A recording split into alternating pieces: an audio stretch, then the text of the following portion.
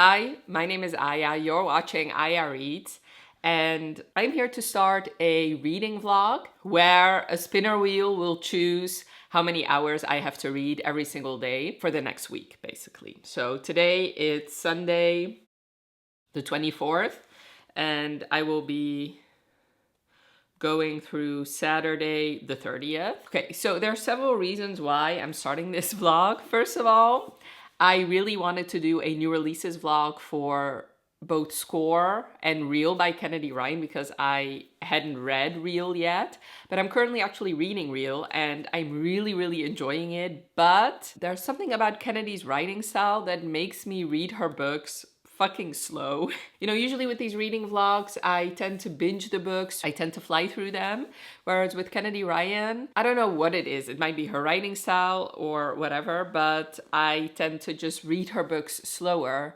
So I know that I won't be able to read both Real and Score before I want to upload that video. So I figured I do still want to read them and I do want to vlog the experience. So I'm just gonna do it for this vlog. I have already filmed my first update for Real, which I did before starting this vlog. So since I already filmed that, I'll just put that here. So let's cue to my first update of Real. I'm on chapter 29, which is about 34% of the way through. So I figured since I'm filming anyway, let's also give you an update for Real. So this book you follow Neva and Cannon, and Cannon is this very famous Hollywood director who directs both documentaries but also fictional movies, I guess. And he is embarking on his greatest achievement with it, which is this Harlem Renaissance biopic featuring this artist that has been lost to the history of time, really. Her name is Desi Blue. And, you know, since he's a very famous director, he does have a lot of money backing his project. But he has been searching for Desi Blue, the lead for his movie, for 6 months, and he hasn't found her yet. Most of the famous actresses have already auditioned, and none of them are the perfect Desi Blue. Until one day, his friend, who has the next book, by the way, his friend Monk, invites him to go and see the Broadway debut of Neva, who's this girl he met while they were performing together while he was doing a favor for a friend. Monk is a musician. And, you know, he met her, he liked her, and, you know, they followed each other on Instagram, and she has been the understudy of this Broadway show, and now it's her first time actually being the lead. And when Cannon sees her, he immediately knows that is my Desi Blue. So even though he has to finagle a bit, she's obviously an unknown in Hollywood. And since this is a very big budget production, the people that work with him on this movie, like the money backers, are not that excited to cast a unknown for this role. But he has complete faith in her that she would be the perfect Desi Blue. So she ends up getting cast. She's 30. She has been doing these odd jobs in acting, singing, stuff like that, but she never really had a very big break until now, of course. So now they are working on this movie together, but from the very first moment these two met, they have been very attracted to each other. He really doesn't want to start anything with an actress because he had this scandal years ago where he had a relationship with his lead actress, and she at the time was more famous, more powerful than him. So it resulted in him being fired from the movie and it being a big scandal. People still bring it up. So he really doesn't want to do that again. And also he knows, since this is her first big role, he doesn't want people to look weird at her or to think that she somehow got this job because she slept with the director. She knows all that, but she still, she cannot help that. She admires him a lot, and she's very attracted to him, and she hasn't really had that for a very long time. She's struggling with lupus, which she keeps under wraps because she doesn't want anybody to know. But by eating healthy, lowering stress, and her hairdresser, who's one of her best friends, she is keeping it in check because apparently her type of lupus can affect her skin and her hair. So this book really follows these two and mostly his friends while they work on this biopic. And I'm pretty sure this whole series is going to feature other characters we've seen in this book and their romance. And throughout this book, you also get to read like the screenplay of this movie, which I also really enjoy. So I do have to say, in the beginning, I was struggling a bit with this book. Not that it was bad at all, but I feel like Kennedy Ryan, since her writing is so flowery, it felt a bit dense. So I was reading this book slower than I wanted to. Now that these two are actually starting to interact more, because in the beginning, Canon was really trying to stay away from Neva. So we didn't really get a whole lot of scenes between them. I mean, the amount of like the scenes we did get were hot and exciting, but most of the time they were apart. So, you know, I'm a romance reader. I like when my characters are together. So yeah, that made it so I was just reading it slower than I wanted to. The last couple of chapters, however, I am flying through because like things are starting to get great, like in the romance department. So I am salivating for these two. I'm enjoying both characters, honestly. I like how, so in the past, and we actually start the book off with this, she has a very complicated relationship with her family because when she was 18, she was engaged. And that engagement ended when she found out that her fiance and her sister are gonna have a baby together. So she left, and, you know, her sister and her ex-fiance have been living in the same town as her parents. So, you know, she feels a disconnect because obviously, I mean, it makes sense that her mom would not abandon her daughter, even though she did that to her sister, because now she obviously is a mother. So I get the complicated feelings that Neva's mom has. So Neva kind of just stayed away because of that. She didn't really want to deal with that drama. And obviously she has lupus, so that is a big part of her life that we do get to hear and see a lot about. And Canon, his mom died. He's a bit, you know, doesn't really allow himself to open up his heart too much. He does have, like, this does have a very strong found family component because pretty much everybody that works on this film are good friends of his. So he's described as being very loyal. If you work together before and he thinks you're good, there's a high probability that he'll hire you for his next project. So you see him having a very good relationship with his producer, with the guy who's working on the score, which is his friend that took him to Neva's show, with like the cinematographer, stuff like that. So I do enjoy the whole found family aspect. I do enjoy seeing them make this movie. And I really like how these two talk about each other in their heads or think about each other. The way he describes her. And it's interesting the way he describes her because he said before, like, he works in Hollywood. He's seen plenty of beautiful women before, but there's something special about her. And like, the way he describes that is just mesmerizing and beautiful in my opinion. So yeah, I'm really enjoying it. Like I said, I'm reading it slower, but that's not a bad thing. I feel like I'm very much savoring this book. So yeah, the only thing that is disappointing is that I don't own this beautiful indie cover.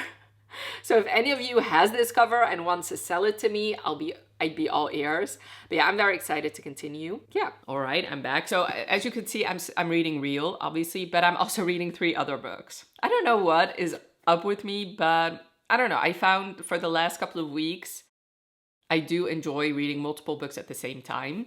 So technically, Real is my primary book. It's the book I usually read the most pages from. I don't know if that's going to be the case for this reading vlog in particular, but since I also want to read Score, it probably should be my primary book. Then I'm also reading The Man Who Died Twice. So I have like a loose goal for myself that I do want to read at least one non-romance every month. And that non-romance, I'll just read like 1 or 2 chapters from every single day so that I can diversify my reading a bit. And The Man Who Died Twice is my current non-romance book. And I do want to finish this week. That means then I will have finished it this month. Obviously, I am pretty far through. So I'm on page 275. And this book has 420 pages. So about 140 pages I still need to read. I am enjoying it. Not as much as the first book because I don't really like this mystery too much, but I am enjoying it. I love these characters. So yes, I will be reading this book in chunks this week. I'm also currently listening to Dungeon Crawler Carl, and I'm really enjoying the experience. I just purchased the ebook as well, so I do think I'll be tandem reading a bit, but I'm on page 228. So I'm about 50% of the way through. I'm really enjoying this book as well. To be honest, I think out of all the books I'm reading, Dungeon Crawler Carl is the book I'm enjoying the most. I think that is why I also purchased the ebook. And then last but most certainly not least, I told you I'm reading so many books, is The Lost Duke of Wyndham by Julia Quinn. And I'm only about 50 pages through. So once again, I do want to read a big chunk. So therefore, let me just do let's just see how many hours I have to read today. Let me do a screen recording. I started with 2.5 hours and added half an hour until I got to 6 hours. So the least I could read is 2.5 hours, and the most I could read is 6 hours today. I don't have a whole lot going on. It's Sunday. I don't have any plans. I do want to clean, but I could listen to my audiobook while cleaning. So I could get 6 and would be fine. So let's spin.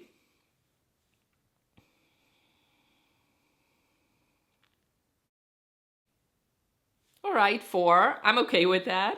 Yeah, I don't usually like marathon read or like read for hours at a time. I usually break up my reading by also watching some YouTube videos or editing.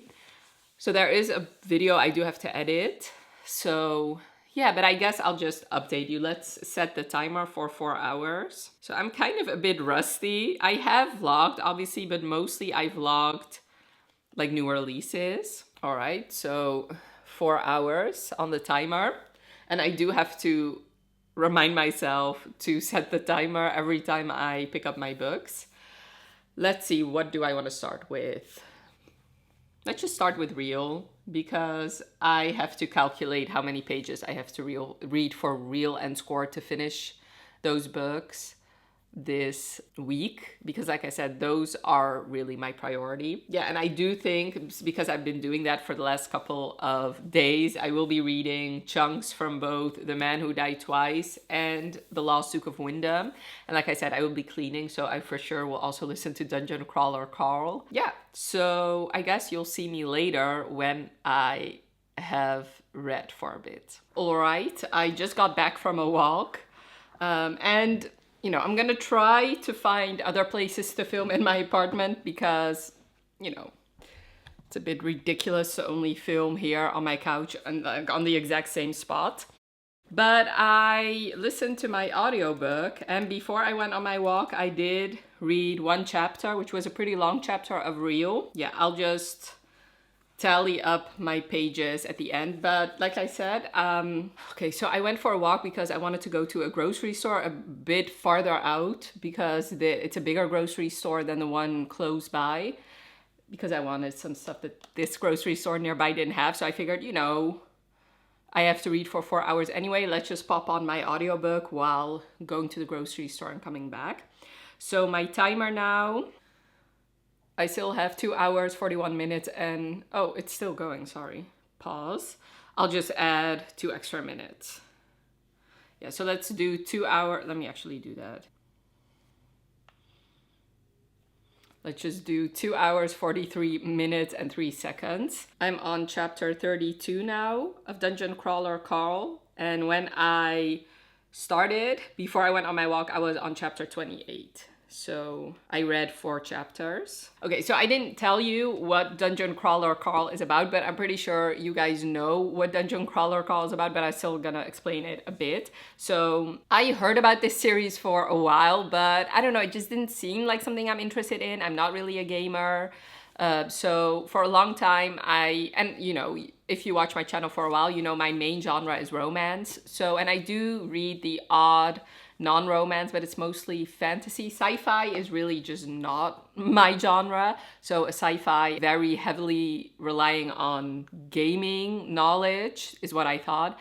I just assumed I wasn't gonna like it. But then I saw more and more and more people really enjoy this book.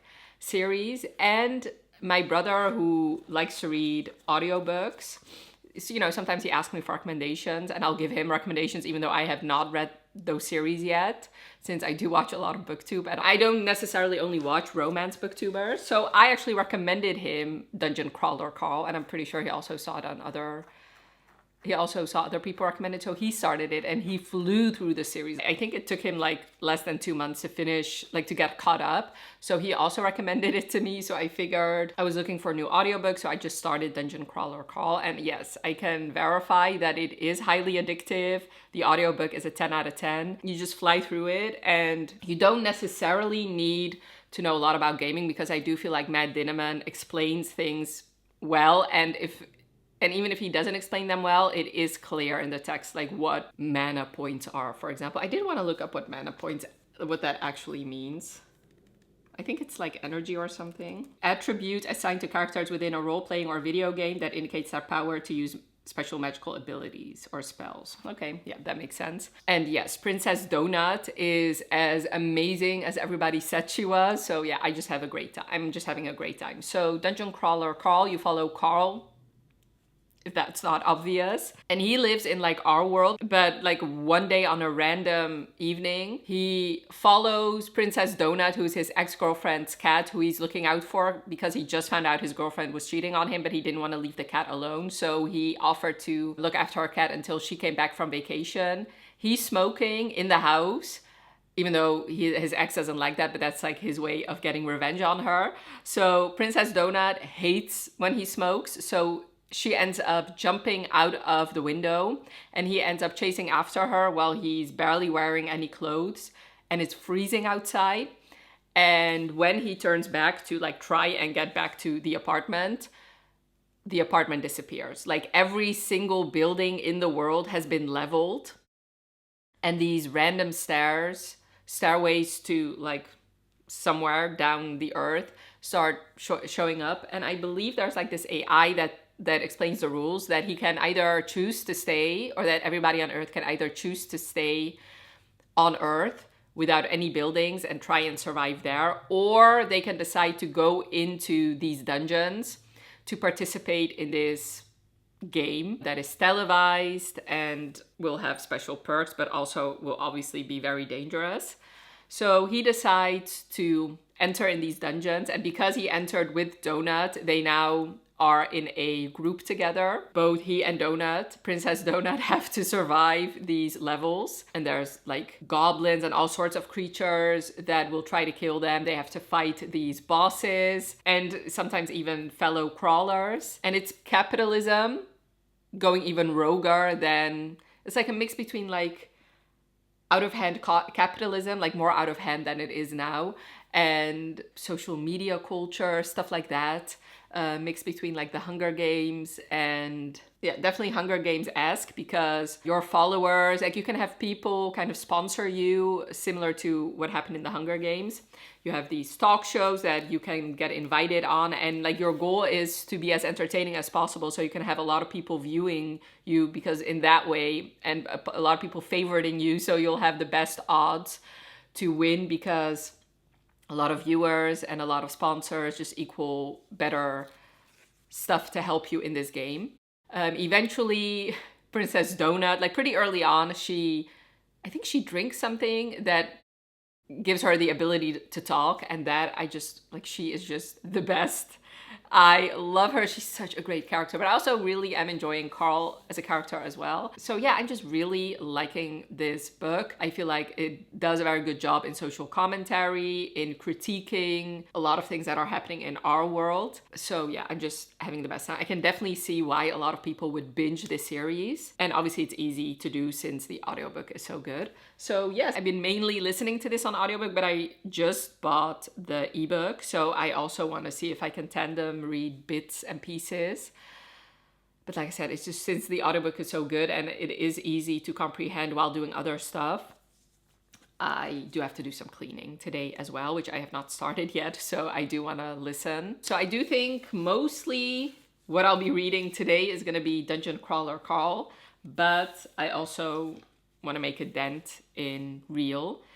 I calculated that I need to read about 90 to 100 pages a day of real, and then after that score to finish both books at the end of the week. So that is definitely doable. So without yapping too much, I'm just gonna continue. Yeah, I'm gonna take a break. I'm not gonna start cleaning now, but I will be just chilling and reading. I'll probably read a bit of The Man Who Died Twice, my pages for today, and then read a bit of real, watch some videos, and then I'm gonna clean. But it's so hot today.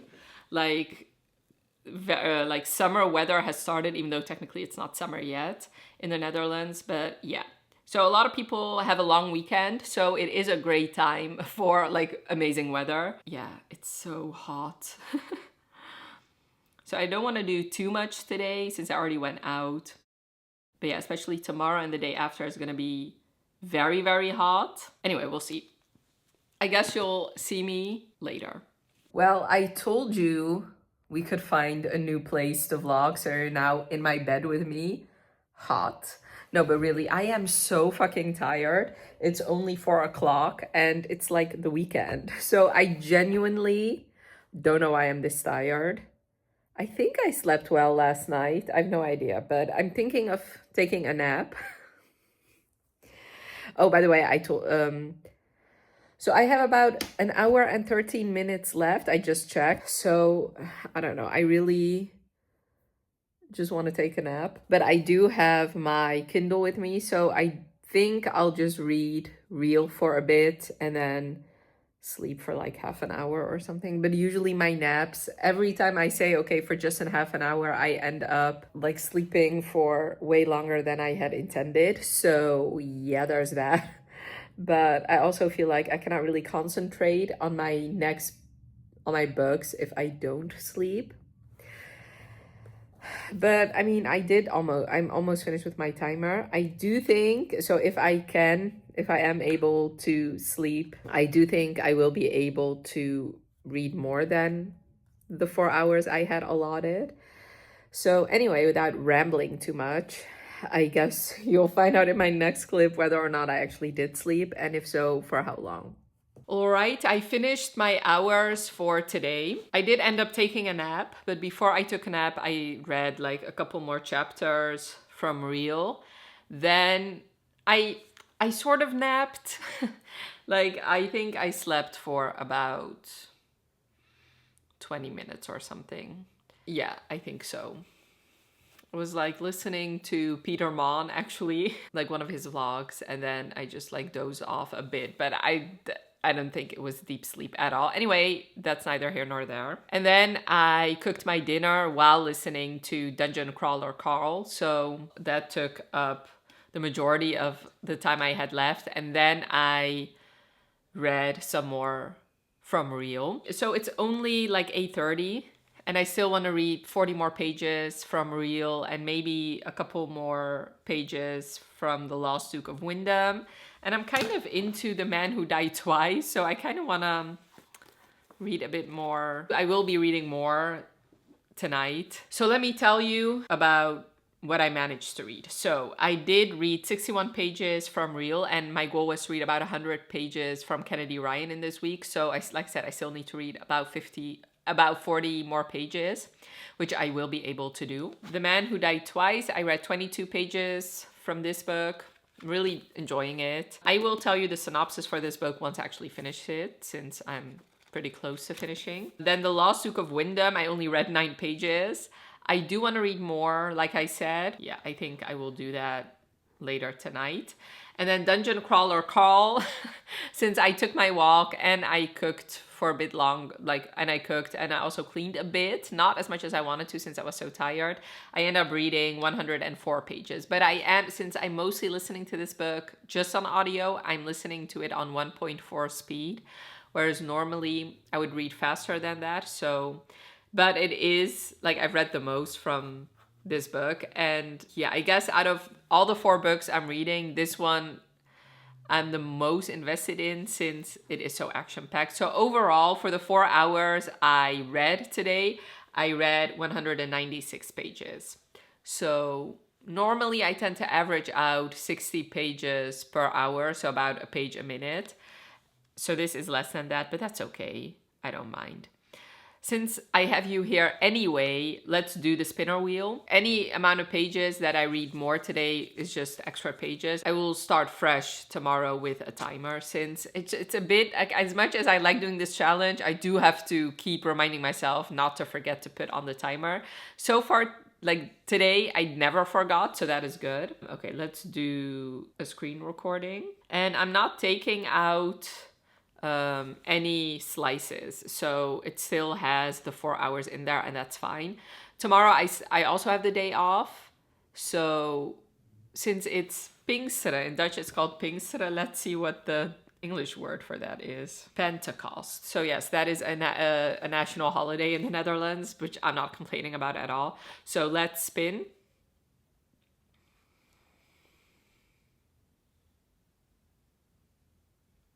3.5. All right.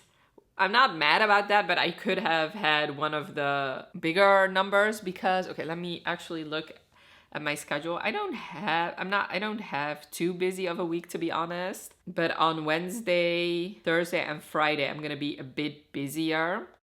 Not so busy that I couldn't read for 6 hours technically. 3.5. So I'll for sure probably read more than 3.5 anyway, but that's okay. I do hope to finish a book tomorrow, which I think I can. Yeah, I think I for sure can finish Real tomorrow, and maybe even The Man Who Died Twice.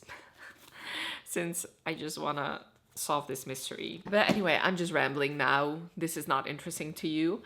I'm not updating you tonight. I'll just tell you tomorrow morning how many pages I ended up reading tonight. Alrighty, it is 1:30 and I almost finished my hours for today, so I will be for sure reading more than the allotted time. So I only have less than an hour to read. First, before we talk about today, let's actually talk about yesterday, because I did read a little bit, but not a lot. So I read 37 more pages of Real. So before my timer, I had read 196 pages. So my total for yesterday was 233 pages. Today, I don't know, I really wanted to finish Real. And for some reason, I don't know what is up, but my ebook had trouble calculating the last pages, because my ebook says, like, from the epilogue, which after the epilogue there's a bonus epilogue and then a whole chapter from Canon's point of view, like that whole sequence, which I'm sure was about 40 pages or maybe even more, it only calculated 2 pages for it. So 415, 416, I don't know, so that made no sense. So I checked on Goodreads and it did say that this book had 480 pages as opposed to what my ebook says, which is 417. So I'm not 100% sure if my pages are correct, but that's why I kept reading, because I was like, okay, my ebook says I only need to read like 5 more pages, which that was a lie. So I calculated it, and I think that I read 153 pages because I finished Real. It took me a bit over 2.5 hours to finish those last 153 pages. I also read like 2 chapters of The Man Who Died Twice, but I'll talk about that later. So yeah, I finished Real. I will not be starting Score today because I kind of want to finish The Man Who Died Twice. I think I want to finish that book today too, or maybe tomorrow. And I also want to read a bit more of The Lost Duke of Wyndham. But anyway, let's talk about Real. I have to tell you that I have some mixed emotions about Real.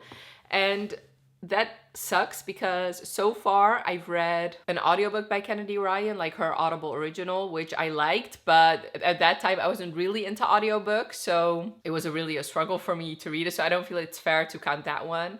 I read the second book in her Skyland series, which I also didn't really love, but like in my defense, that felt a little less like a romance and more like a literary fiction.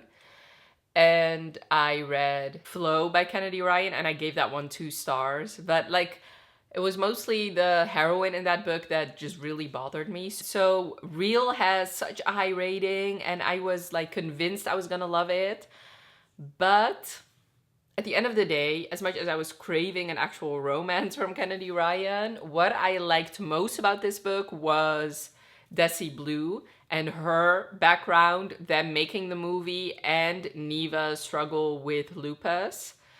and her mending fences with her family. In other words, I loved everything about this book apart from the romance. Ultimately, like at the end of the day, I did like them together, and I very much loved how he was there for her, even though technically they didn't know each other very well. But I really didn't buy their romance at the end, and I don't know why that is. Like, I was trying to read some reviews on Goodreads to try and solidify why that was. I guess at the end of the day, I feel like we didn't really get to see a whole lot of them really getting to know each other. It was just implied that he knew her because he was her director and he's been watching her for a while. Also, that they talked about those things off page, and I really wanted to see that. I feel like anytime they had like some sort of date, the things we got to see was more focused on them having sex, which obviously, if you watch my channel for a while, you know that I don't mind that, of course. But I don't know, like as you can see, I can not really clearly state why it was bothering me, but I just, at the end of the day, I closed the book and I'm not that convinced. Like, she didn't really convince me of their love story. A big part of that too is, especially at the beginning, I felt like Neva had no agency in this relationship whatsoever.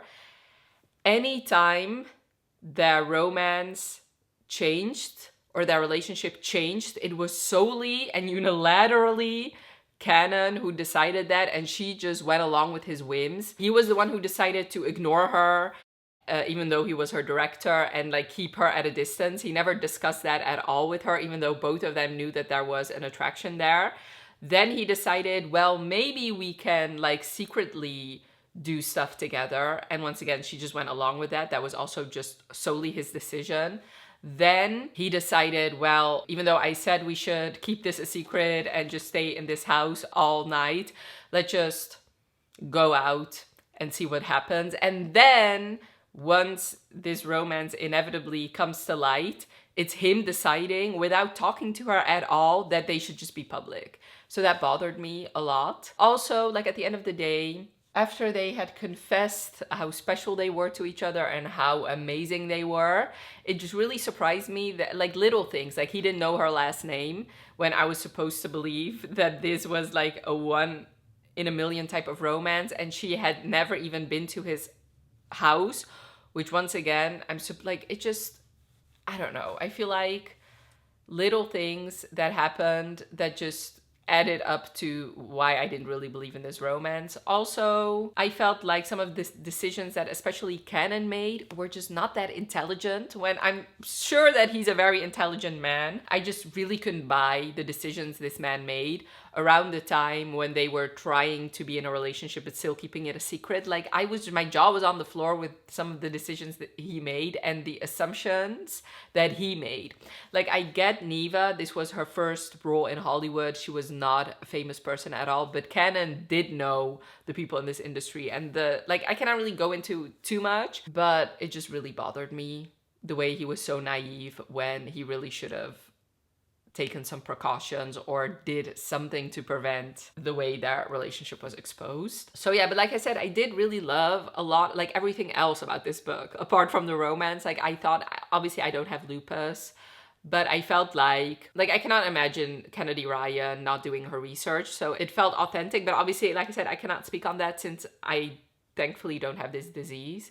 But, you know, the way it affected her, like the way she from the beginning had, like, it was always in the back of her mind, obviously, the way she already had to adjust her life, but then at one point everything just escalates, and the toll that has on her life, and obviously also on the movie and on Cannon and on her loved ones. I feel like Kennedy was respectful, and I really did like, I don't know if like is a good word to use, but I did, like, it did teach me stuff about this disease and, you know, seeing somebody go through that. And like, I liked them shooting this movie. It felt like I was really there. Them also going on location to try and film. I really liked like reading the script too, and then learning about Desi Blue and, you know, Black artists in that time trying to content with the fact that they, like, what different their life is in Europe as opposed to in the US. So I really did enjoy that. And Neva has a very difficult relationship with especially her sister, but because of that, also kind of with her mom. And I did like that whole storyline. I ended up giving it 4 stars. And even though I did love all the other things surrounding this book, I do feel like it did take away from the romance in the end, because like I said, I didn't really believe in that romance. So I feel like maybe she could have, I don't know. It's difficult to say because those are the things I really loved about this book, which is still the reason why I'm still giving it 4 stars as opposed to a lower rating. But maybe if we had spent a bit less time on like her sister, like if that was not a thing in this book, then maybe we could have spent a bit more time on the romance. So having said that, this still has a 4.44 average rating. Like a lot of people really love this book. And like her writing, like I've said it before, but she has very beautiful flowery writing. Like I did definitely highlight some of the quotes. So Kennedy Ryan is just a top tier author. So I am still planning on reading Score. And I hope that I will believe in this romance a bit more since it is a second chance romance and we have seen them already. So hopefully, usually that does aid me in believing in a romance if they had something before, because that will just convince me a bit more that these two in fact do know each other. And I did really like the glimpses we've seen of these two. Like it's clear that especially Monk has some very unresolved issues with Verity. So, okay, so for the rest of the day, so I have not really listened to my audiobook yet. I could still clean.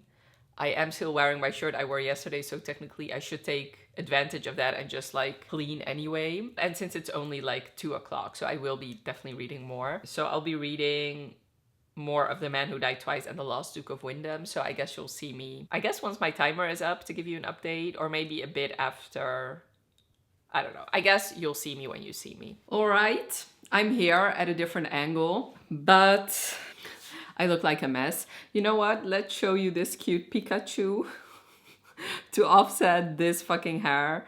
But anyway, should I? Will this work? Hello. Yeah, I'll just hold him because he's just adorable. Look at him. Oh my God, that smile. Anyway, so I finished my book. And I also finished the timer. And actually, I still needed to read... Okay, let me actually see. Because when the timer went off, I still needed to read more. So I got to page 371 when the timer went off. Let me actually, this is ridiculous. You've seen how cute he is, but now I just need to put him down. So I needed to read like 49 more pages. And like I was at the last stretch of this book, of course. So I just finished it because I couldn't really stop. So that means for the 3.5 hours allotted for today, I read 227 pages, which is interesting because yesterday I needed to read for 4 hours and I read less pages. So, I mean, in a way it makes sense because I was listening to Dungeon Crawler Carl slower than normal. And today I haven't really listened to Dungeon Crawler Carl yet. So in a way it makes sense, but then I do think obviously maybe I added extra pages on Reel when it wasn't really the case, but we'll never know.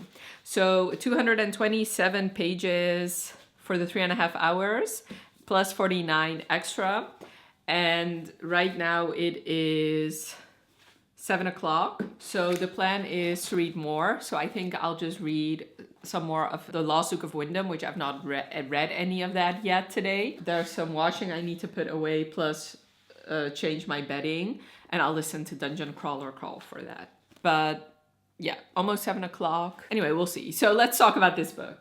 So this is the second book in the Thursday Murder Club, and the Thursday Murder Club is, you know, a very popular cozy mystery. You follow 4 pensioners in this like retirement village who call themselves the Thursday Murder Club, and they, like all 4 of them, they solve cold cases, or, I mean, that is their original thing, solving cold cases, but somehow they also get involved in like recent murders. And this book, someone from Elizabeth's past shows up wanting her help, and like the 4 of them get entangled trying to solve a mystery and a couple murders. One of our characters, Ibrahim, something happened to him that is very traumatizing, and that part was very hard to read, but I did really enjoy how the four friends stuck together and are ride and die for each other. So I did enjoy that. I do have to say, as much as I enjoy these characters, I wasn't that big a fan of this mystery.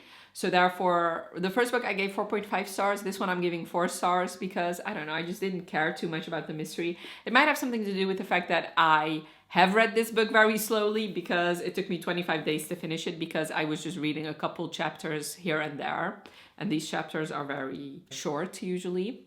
So we'll have to see, maybe the next time I pick one of these up, I will not take as long. But then on the other hand, like really only, so this was told in 3 parts. Only like the 3rd part is when it like there's a lot of action and you're really wanting to know, okay, so what is up? So we'll see. For now, I did enjoy it. 4 stars. Like these characters, I can really understand why like these characters just burrow their way inside your heart. Like they are just amazing. Like I think Richard Osman does a very, very good job with these characters. Yeah, and there's like a romance that's starting to blossom that I'm 100% shipping. So yes, had a great time. 4 stars. And I own the next 2 books, so I will be picking the next one up shortly, hopefully. So yes, let's actually do a new spinner wheel for tomorrow because I don't think I'm gonna check in with you later tonight. So let's do a screen recording and let's spin.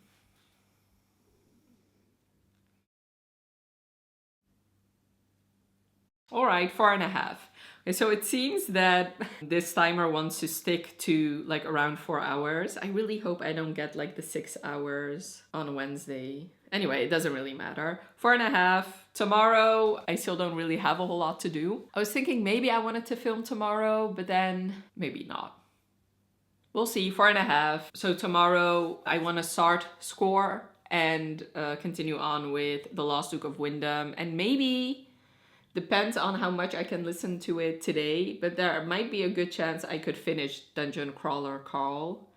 Because let me actually check. 2 hours and 20 minutes left. Listening to 1.4, which is what I'm listening to, like the last 11 chapters. We'll see. I guess you'll see me tomorrow when I update you on everything else I read today. All right, hi, it's the next day and my tripod is precariously placed, so I have to keep an eye on it. It might fall down, but I mean, so far so good. Look at me filming in another spot again. Okay, so let's talk about yesterday because I did read more after the, how many hours did I have to read? 3.5 hours yesterday. So let me tell you about that. Okay, so I finished yesterday off with 227 pages read. Oh yeah, I did tell you about finishing The Man Who Died Twice, which was another 49 pages. Then after that, I read 21 pages or listened to 21 pages of Dungeon Crawler Carl. Before bed, I read like 1 chapter of The Lost Duke of Wyndham, and that was 16 pages. So overall, I read 86 extra pages on top of the 3.5 hours, which equates to 313 pages. And yesterday, before I went to sleep, I was like thinking, okay, so what do I want to read tomorrow? Because I still want to read Score, but I was not really that in the mood to pick it up right after finishing Real. So I was like debating. I had 1 book left on my TBR that I hadn't gotten around to, which was The Unwanted Wife. So I wasn't planning on actually reading it yesterday, and I didn't, but I kind of skimmed like the first couple of chapters and I was immediately riveted. So that was my plan before going to bed. I was like, okay, so tomorrow that is going to be my priority. And I started it and I'm already over halfway through. I could not stop reading this book. Yeah, so today I had to read for 4.5 hours and I already read for more than 3 hours. And as you can see, I don't know. So you see on top it says 4.5 hours and I have 1 hour and 22 minutes left. And I read 128 pages of The Unwanted Wife. So this challenge made me realize that I guess I don't read as fast as I thought I did, but that's okay because those 3 hours flew by because I am so riveted by this book. So The Unwanted Wife has been on my TBR for a long time. What I heard about this book was that it had a lot of groveling in it. So you follow Teresa and Alessandro, and you start the book off with them having sex and him whispering in her ear after they're done having sex, "Give me a son, Teresa," which we later find out is what he tells her every time they have sex. Is he will like get off her, whisper that, and then go shower right away. So in like the first couple pages, not even the first couple pages, like literally in the first page, she asks him for a divorce. So that is how the book starts off. And this book doesn't really have, like, it doesn't have flashbacks. Like, you immediately start the book off with knowing that this is a marriage in crisis. In fact, these two never really had a marriage. So she has been in love with her husband, like from the very first moment she met him. Her father forced him to marry her. Because of that, he despises her. But like for some reason he wants a son. In the beginning of the book, you don't know why he wants that. Like she assumes so. He's obviously Italian because his name is Alessandro, and she thinks, well, that must be his like Italian pride wanting to have like a son or something. She doesn't really think too much of it. I do have to say, Teresa is not really the most like, especially in the beginning, and what we learn in the past is she was very meek, and like she just wanted to please her father and her husband. So she just wanted to do everything in her power to keep them happy, really. There's no love lost between her and her father. It's obvious that he dislikes her. And her mother committed suicide when she was 11. So she never really, and like the only person that really loves her and that she really loves is her cousin. You know, she has been in love with her husband, and she thought that he could eventually love her, but it's very clear that he hates her. And at the point of starting the story, she's just fed up. She wants to leave him. She thinks, well, obviously he'll go along with that. He doesn't go along with that. He tells her that they cannot get a divorce. And because she's so insistent on leaving him, that is when he finally, it seems, we only get her point of view, but it seems like he finally starts asking questions. It finally starts questioning things that he might have been told. He assumed throughout their entire marriage that she also tricked him alongside her dad to get him to marry her because it was obvious that she had a crush on him. And because she's so insistent on just leaving this marriage, he realizes, wait a minute, maybe that is not the whole truth. So this book, at least where I'm at now, is her finally fighting back. Like her standing her ground, not doing what he wants. And when it's clear that he cannot give her the divorce unless they have a child, she starts demanding things. And like I said, just not doing anything this man wants of her. And in turn, he seems to have been developing feelings for his wife all of a sudden. I mean, a part of me thought, okay, so is this the classic trope? Okay, so now that she doesn't want you, all of a sudden you're interested, which that was a One Direction song. Let me look it up. I don't know. From their first album, I'm pretty sure. Now that you can't have me, you suddenly want me. Now that I'm with somebody else, you tell me you love me. Yeah, that is like, I thought that it was the classic trope. When I thought about it a bit further, I think it's a bit it's a bit more than that. I think he has kind of locked his heart away from her, or just like he never really, like he didn't even want to entertain the idea that she could be desirable or that he could want her, because he was so convinced that she also wanted it. And just by virtue of her telling him that she wants a divorce, that prompts him to question things. Like that is for him the reason to question, okay, whether or not she actually had a hand in trapping him. And when he comes to the conclusion that, wait a minute, she had nothing to do with this, that is when he could finally see her as more than just this woman who trapped him. And that is what makes him want to know more about her and want to pay closer attention. And what he sees, he does very much like. So what is also interesting about this book is that from the beginning, it's clear that they do have chemistry and that they are very good in the bedroom together, because like that's the only thing they really had, because obviously he needed to get her pregnant. So they did have sex, and they had sex quite frequently. And he kind of uses both her attraction and the fact that they are very good in bed. He, like, at first he uses that to kind of pacify her a bit and to get her back almost. I do find it interesting that it's obvious that the hero, I I don't know if I should call him a hero, but like the male main character in this book, the author doesn't make him perfect all of a sudden. Like he does try in a lot of different ways to try and change her mind. And, you know, some of that works, but some of it surely doesn't. And I do like that. I like that it's not just, oh, he was just awful. And all of a sudden now that he realizes, okay, I might have misjudged her. Now he's all of a sudden, he does a 180 and he's a completely different person. That is just not this character. I like how he does try different things. And like I said, some of it is like definitely condescending towards Teresa, but he does try in his own way. He does seem to listen to her and try to accommodate her in some ways. But for her, she questions everything he does. Like for her, he ruined it so thoroughly that any little thing he does, and even though he, you know, he might say the right things or he might do things that she has wanted from him all these years, she just cannot trust him because she doesn't trust his motivations for it. She doesn't believe his intentions. And I can understand why people might be frustrated with her because obviously you're reading a romance. It's not a long romance at that. So at one point, as much as you might be rooting for her to get her revenge, at one point, since it is a romance, like eventually we have to do like romancy things.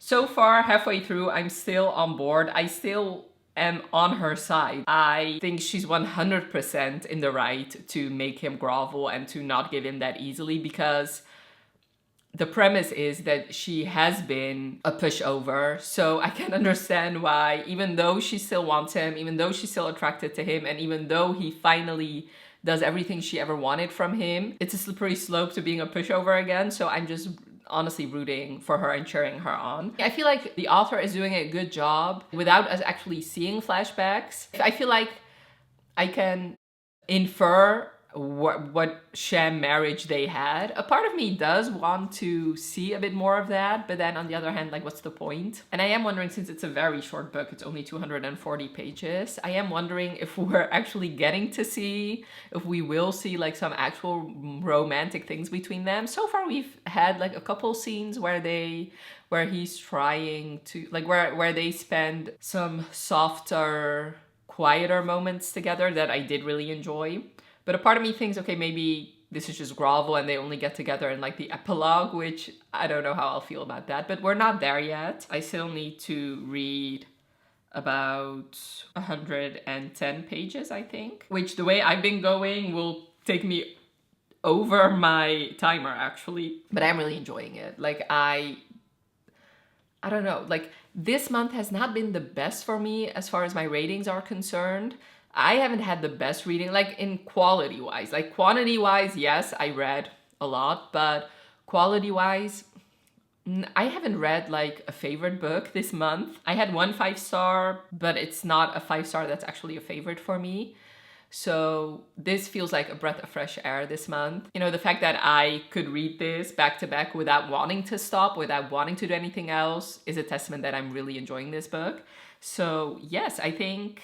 So right now it's almost 1 o'clock. I did wanna go out for a bit to get some lunch somewhere, but a part of me doesn't really wanna leave. I just wanna read this book. And I'm not hungry at the moment, so we'll see. I do have food, so technically I could make something here. I don't know. I guess I'll have to think about that. It is lovely weather though. It's gonna be 30 degrees Celsius. That is fucking hot. And right now it is like a bit cooler in my apartment, which I'm enjoying, but I know if I go out and then come back, then I'm gonna be so hot. So I don't know what to do. Anyway, that's neither here nor there. Yeah, I'm gonna chug along with this book and have the best time. So I guess you'll see me, I'll talk to you once I finish, yeah. Because I cannot imagine not finishing this book today. Alrighty, it is 6:30. Look at my new screensaver, Anya from Spy Family. Like, she's literally my favorite character of all time. Moving on, and I finished The Unwanted Wife. Okay, so let me tell you, the timer ran out and I just continued reading. Yeah, so I still find it strange. So I managed to read 185 pages in 4.5 hours. And I was very diligent in stopping the timer when I went to do something else and starting the timer when I read again. I don't know, maybe, yeah, so anyway, that's neither here nor there. I did end up finishing it by reading 51 extra pages. My timer is done for today, but I do think since it's only 5:30 and I feel like I'm in such a reading mood, I do want to continue. I think I'll just continue reading The Lost Duke of Wyndham because I did enjoy the pages I read yesterday. Okay, so let's talk about The Unwanted Wife. So it has been a hot minute that I just started and finished a book on the same day. And it has been even longer since I did that, not for like a specific challenge, like for the Goodreads challenge or something, or if I had to read like a set amount of pages. Like I know I'm reading it for a vlog, but it didn't really feel that way to me. I didn't feel pressure to actually finish a book. So it was solely because of the book that I just devoured this book, I felt like. So for that reason, I feel like I can't give it anything less than 5 stars because I did enjoy my time. I was never distracted.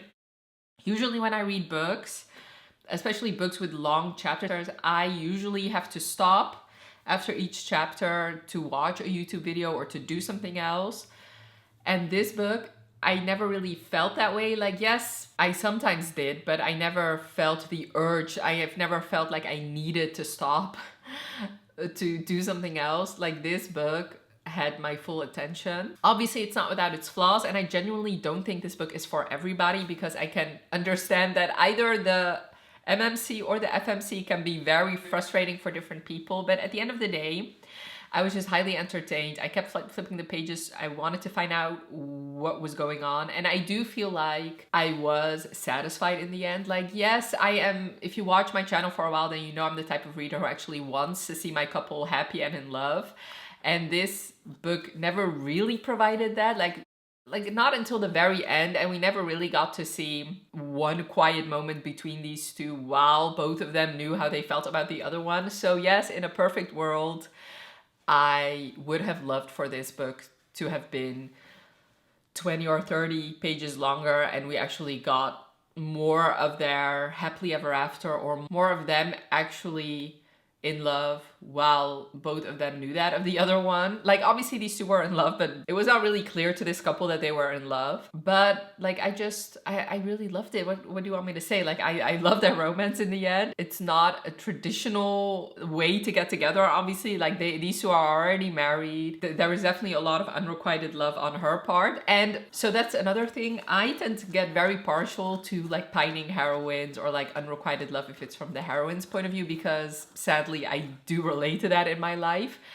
And I do know that those types of heroines a lot of people find frustrating, and then it really like it takes not until like the 85% mark until she finally starts giving an inch. Like she's very stubborn, and I understand like if you spend a year and a half with somebody that you love wholeheartedly and they don't even give you the time of day, like yes, get your revenge, girl. Like I felt like she was in the right, but like especially towards like after we got over like after 60%, I did find myself wondering, okay, when like at some point you also have to give an inch, because then what are we doing? So like I said, I can understand why people would be frustrated, but since this was just highly entertaining for me, I did enjoy both these characters separately, and I was rooting. Like at the end of the day, yes, he was a dick. And these two also had some issues communicating. I just liked both of them. What do you want me to say? Like, do I want to be in their relationship? No, but it was just highly entertaining for me. But like I said, I don't know if I would recommend it across the board, but since it's so short and it kept my attention the whole way through, I just really enjoyed myself. There were some things that I found interesting though. The first thing, or like that kind of bothered me, the first thing, like the first couple things I already mentioned, like yes, if it were up to me, I would have wanted this book to be either a bit longer, or I would have wanted the heroine to get with the program a bit quicker.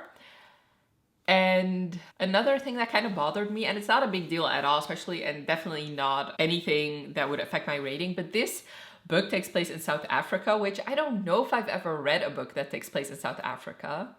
Maybe I did. Anyway, it doesn't really matter. If not for the words South Africa being in this book, I would have never guessed that. Like I would have liked to learn a bit more about South Africa or get some Afrikaans in there, because And the only reason I want that is because it is a bit similar to Dutch.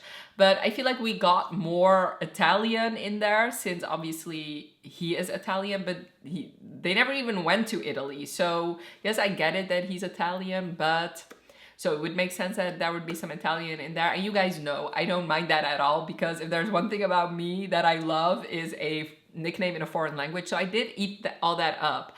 But it was interesting to me that we did get some Italian in here. We did discuss Italy a lot, but South Africa was never mentioned.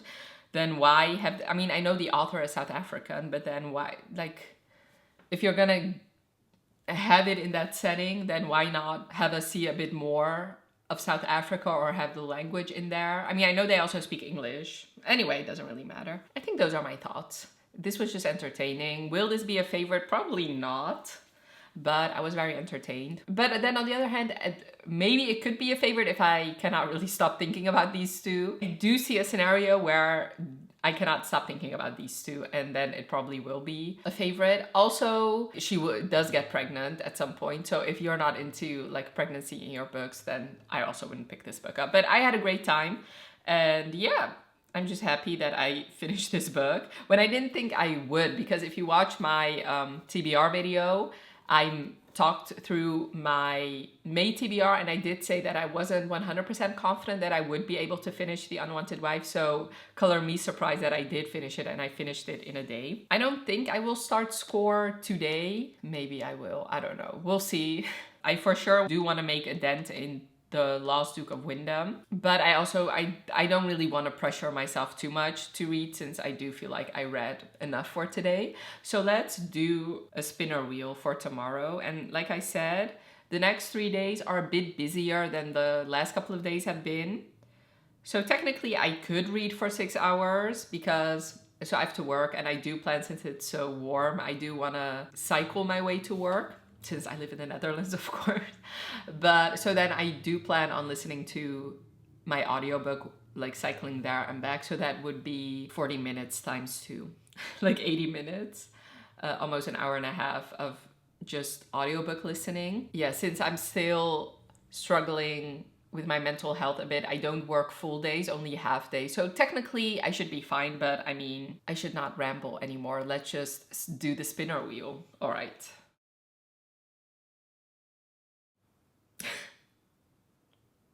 All right, 5.5. It's not quite 6. You know, 5.5 would be great today or yesterday.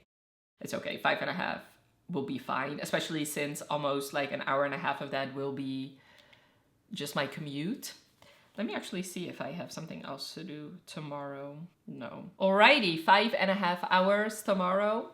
So yes, I guess you'll see me tomorrow. Hi, I just came back from work. It is almost 1:40, and I have 3 hours, 41 minutes, and 12 seconds left of my timer. And I mainly listen to the audiobook. So let's actually talk about yesterday first. So yesterday I updated you after finishing The Unwanted Wife, which at that point I had already finished my timer. So I already read more than the allotted time. And then for the rest of the evening, I didn't read too much, but I did read a little bit. And especially before bed, I read 2 chapters of The Lost Duke of Wyndham. So I read about 70 pages of The Lost Duke of Wyndham, which brings me up to 145 pages of that book. So in total yesterday, I read 306 pages. So I had a good reading day yesterday, and I did enjoy everything I read. So I haven't told you what The Lost Duke of Wyndham is about yet. So let me just give you the synopsis. So this is a historical romance, of course,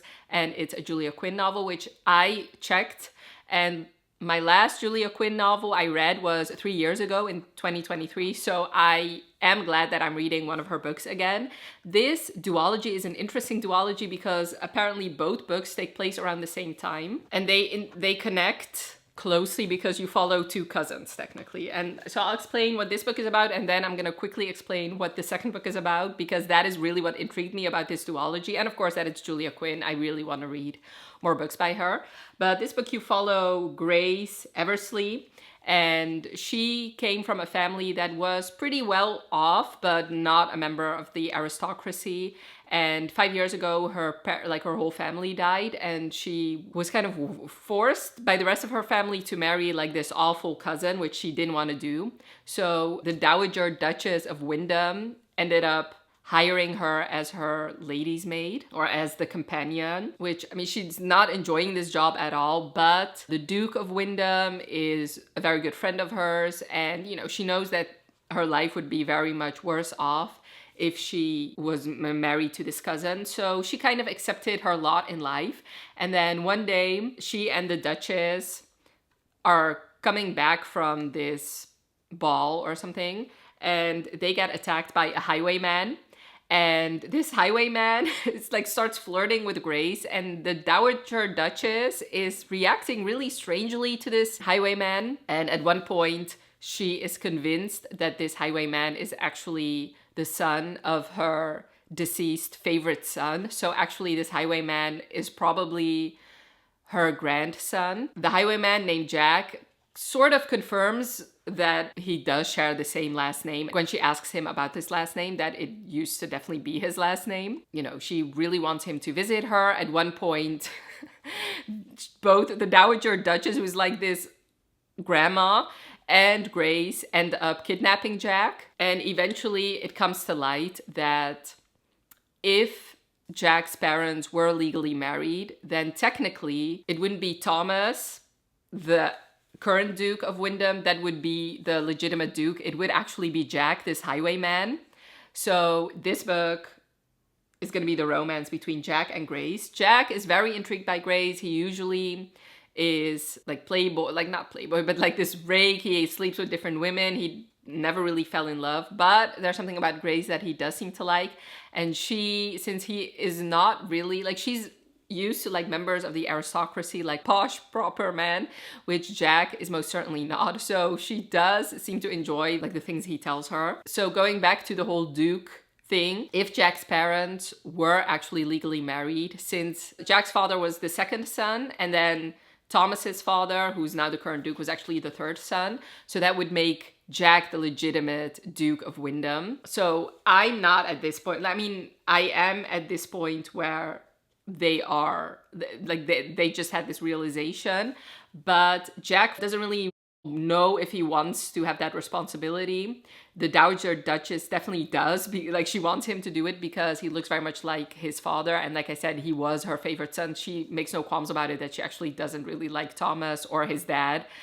Oh, what a mother this woman was. But anyway, and then the second book will follow actually Thomas, and that book is called Mr. Cavendish, I presume. So, and I find especially the second book really intrigues me because I find it interesting. I really want to know how Julia tackled like what would happen to somebody who his whole life he assumed he would be the Duke, because Jack's father was already dead before Thomas was born. So his father was already the Duke, and obviously since there are no uncles left, no cousins, it's obvious that he was always going to be the Duke of Wyndham. I'm really interested in finding out, well, first of all, how a highwayman, how they would turn him into a Duke, but also the second book, what Thomas would do with his new life now that he's not Duke anymore. So that's what always intrigued me about this duology. So far, I'm enjoying it. I do find, especially the romance, it happens very quickly, and it's not really that explained why Jack would be so enamored with Grace. That is not really explained. Like, from the very first moment he sees her, he seems very much intrigued with her. Like, even before the Dowager Duchess even says anything. And, you know, the flirting thing I can understand since he is described as being very flirty. But, you know, already he's thinking about her like that she's nothing like anybody else, and I find that a bit hard to believe. I would understand why Grace would be so intrigued with Jack, but so far, I mean, I am enjoying it. I do like the interaction between all three of these characters, like Thomas, Jack, and Grace. I'm honestly just really rooting for these cousins to really get along. There's also a different thing, which I'm pretty sure is going to be a thing in the second book, because technically these books take place around the same time. So there's another character named Amelia, who's going to be the female character of book 2. And when she was born, her father, and I believe Thomas's father, like they had a contract that Amelia would marry the Duke of Wyndham. So she would marry whoever had that title, not necessarily Thomas Cavendish. So now that there's a new Duke of Wyndham, obviously, like, is she now supposed to marry Jack? But of course, Jack already likes Grace. And there's another thing, because obviously Jack, if he does end up becoming the Duke of Wyndham, Grace is a mere servant, which I don't think Jack cares about that at all. But the Dowager Duchess has already warned her that she shouldn't look beyond her means or something like that. So yes, this book just reminded me that I really want to read more historical romances. I really want to, so already I have this goal to read at least one non-romance every month. I do want to see, especially in months where my TBR is not giant, I really want to make a concerted effort to read at least one historical romance a month, because I do enjoy them, and there are so many that I have not read yet. So yeah, I'm just having the best time. I have no clue what kind of rating I should give it at the moment. I decided to prolong this vlog by one day, by the way. So the plan was to finish on Saturday, but since Sunday is gonna be the last day of the month anyway, I do wanna continue through to the last day of the month. So technically, so if I start Score now, I have 5 days to finish, but if I start it tomorrow, I still have 4 days. So we'll see. Let's talk about today. So today I've not physically read yet, but I did listen to Dungeon Crawler Carl on my way to work and going back. And then I also went to the grocery store while still listening to it. So I actually finished it right when I walked back into the door, and I really enjoyed it. Like, first of all, just like everybody says, the audiobook is a 10 out of 10. Like, it is an amazing audiobook. I really, really enjoy it. I am enjoying these characters, especially Princess Donut, of course, but I do... Not that there's a disconnect, but I feel like I don't know Carl all that much. I feel like, so I don't want to give this book a 5-star yet, because I have a feeling that other books in this series are going to be more 5 stars. Books where hopefully we'll get more depth about some of these characters. So I thought book 1 was just fun. Yes, there were some heartbreaking scenes, but overall, like, I just chuckled a lot while reading this book. I did think it was a funny book.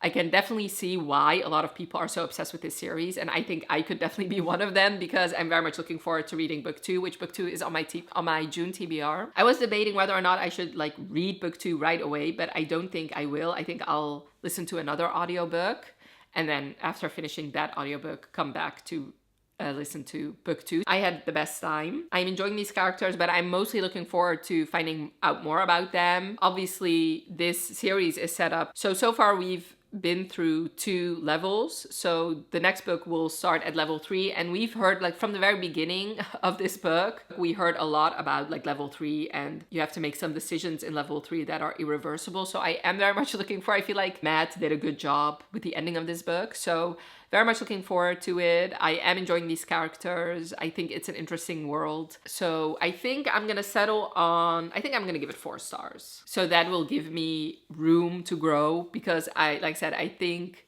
other books in this series will be the 4.5 and 5 stars. But I just had a great time. It was a great way to pass the time, and it was a 10 out of 10 audiobook. So, and I would recommend it. Yeah, obviously this is not what I normally read anymore. I read mostly romances, but you know, I really enjoy like found family, and I do really like the dynamic between Carl and Princess Donut. And I'm just really looking forward to reading more in this world. So yes, that is another book ticked off. Like, I'm doing very well on my reading goal, I do have to say. So what are my plans for today? So right now it's almost 2 o'clock, 3 hours and 40 minutes left. Like, the only book I'm technically reading at the moment is The Lost Duke of Wyndham. So I could try and finish that, but I am kind of enjoying reading this alongside something else. So I do think I'll start Score today. So I think Score will be my primary book, and then once in a while, and especially before bed, I think I'll just read The Lost Duke of Wyndham. And I will be starting another audiobook, but I don't know if I will listen to that audiobook today. Maybe. But I want to start Garron Park, which this is actually going to be a reread because I have already read it, but I read it 2 years ago and I really want to finish this series. And the main reason why I want to listen to this audiobook is because one of the narrators, he narrated the male voices in Direbound and Furybound, and I really, really enjoyed his voice. Let me actually look him up. Gabriel Michael, I'm pretty sure. Yeah, Gabriel Michael. So the last time I read Garron Park was physically. I just read it myself. I didn't listen to the audiobook. And since I really enjoyed his voice and I want to continue on with the series anyway, I think I'll just stick to the audiobook. So I figured, why not just reread Garron Park so I can listen to this man's voice again and finish that book and then straight away continue on with the series. So this is technically only a duology, but there's also a third book with the same narrators that follow the two brothers of the main characters of Garron Park and Lot 62. So I think my plan is just to read through this entire series. But since I did work and I'm feeling a bit tired, I don't think I'm going to do a whole lot that requires me to actually listen to an audiobook. So I think I'm just going to relax, read Score, and a bit of the Duke of Wyndham. Yeah, so the rest of the day will be me just physically reading. I have to say, I'm really enjoying this challenge. I like how it forces me to read at least a certain amount of time a day. So yes, I think I'll be doing more of these in the future. I don't know. So my other option was to do a spinner wheel of amount of pages. I don't know how well that will work for me, but I do enjoy the timer challenge. So let me know if you have like another creative way I could do something similar. Let me know in the comments. And yeah, I guess you'll see me later. I don't know if I'll update you before the timer is up or right after, but you will see me. I will be back later. All right, I may have a problem. Okay, so I was minding my business, uploading my video. So today's Wednesday and I was just like uploading my Wednesday video. And as a recommendation video, I got a gameplay of something that looked very much like The Sims, which I used to play so much Sims when I was younger, like especially Sims 3. I spent countless hours playing that game. And what usually happened with Sims, which I do believe it happens to almost everybody that plays The Sims, is I would get addicted to that game and would play, I don't know, like 18 hours a day or whatever. And I would do that for like a month and then I'd be sick of it. And then I wouldn't play it for a couple of months until I got addicted again. But, you know, Sims 4... I have played Sims 4, but it just isn't what it used to be. But anyway, like I said, minding my business, uploading my video. Then I saw something that looked like Sims, but it was called completely different. So I started researching. It's called Paralives. It's a fairly new game. You can only purchase something that is called early access, meaning you can still play, but it still has issues and bugs and stuff like that. I haven't purchased it yet, but I'm this close to buying it. What I've been doing instead is watching gameplay of this new game, and that is mostly what I've been doing. I have read, okay, I'm not gonna lie, I did read. I still have 2 hours and 2 minutes left. The reason I'm coming here is to say I genuinely am concerned that I might not finish this because I've been so consumed with watching these gameplay videos. I have read a bit of Score, but what I've mostly read is Garron Park. And I know what I said. I told you I probably wasn't going to start it, but I did want to clean a bit, so I just started it. And this was before I discovered Paralives. Before discovering Paralives today, I actually was a bit addicted to listening to Garron Park because I'll tell you, I started it like, I don't know, 2 hours ago, 3 hours ago, and I'm already on page 87.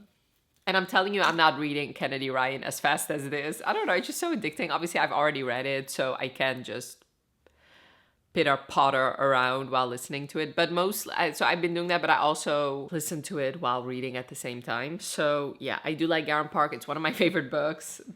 And it's just like a very addicting writing style. So yeah, I mainly have not been doing what I was setting out to do, which is read Score. I genuinely don't know what it is. Like, I have read the epilogue, and I'm currently in the middle of chapter 1, which is a flashback. Maybe that is one of the reasons why I couldn't really be bothered. But, you know, any time reading is fine, and I do plan on finishing Score by the end of the week anyway, so it's fine. It's not the end of the world, but, you know, I'm kind of concerned because right now I'm watching Lil Simsy's video, and it's over 5 hours, and I have no doubt that I'll finish that video today. Granted, I am watching it at 1.75 speed, so it's not gonna take me almost 6 hours to watch, but it's still hours of my time. But anyway, listen, I'm not gonna complain. Like, I've wanted Sims 5 for ages, and we're obviously never gonna get that.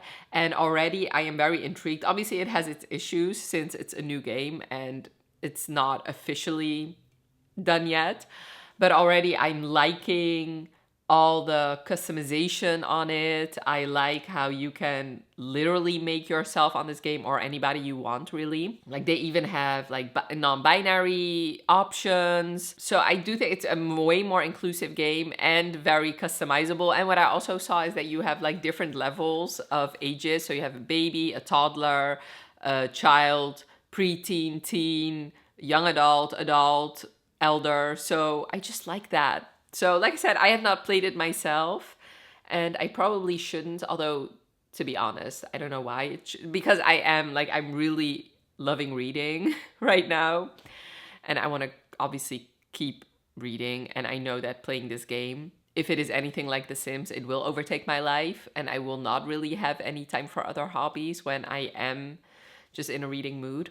Technically, I could play and listen to audiobooks, which I wouldn't have been able to do in the past. Anyway, I'm just yapping now. Let me actually tell you about Garron Park, since I have already read it. So Garron Park is a romance about these two guys who live in a trailer park, so they are dirt poor. I don't think I've ever read a book about characters this poor. And these two, Devin and Maddox, they loathe each other. They hate each other. They despise each other, and everybody in the trailer park knows it. Both of them do motocross, and like, they are rivals. So one race, Maddox will win. The other race, Devin will win. And this has been this way like almost their entire lives.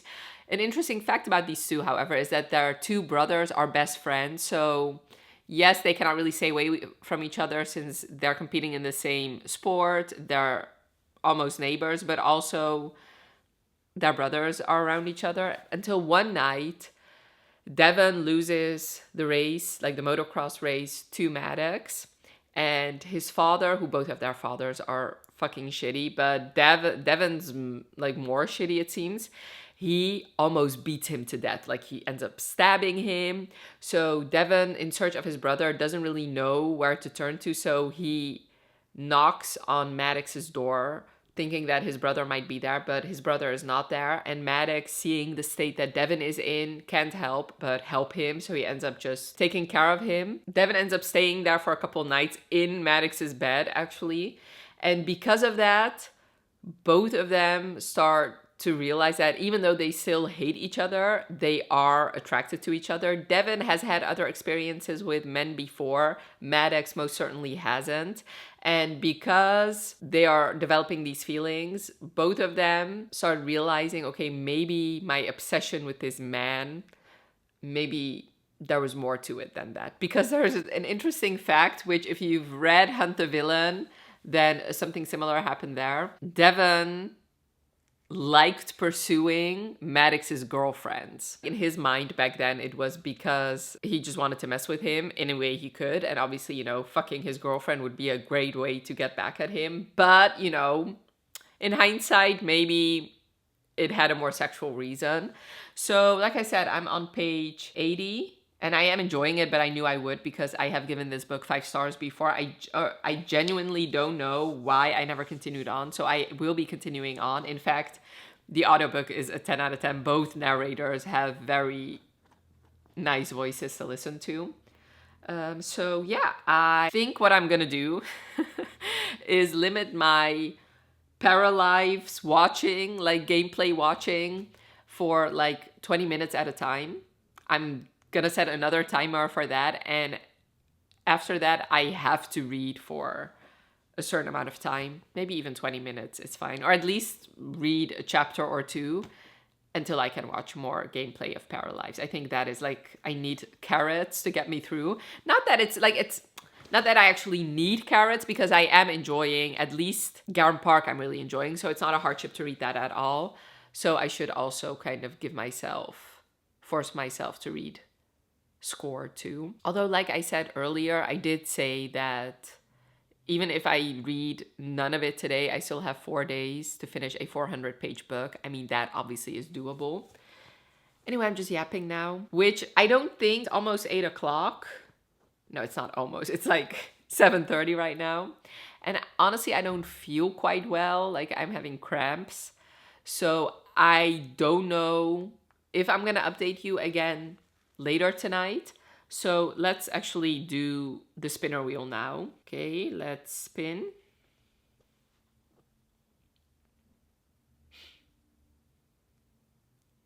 Okay, 3 hours. That is definitely doable.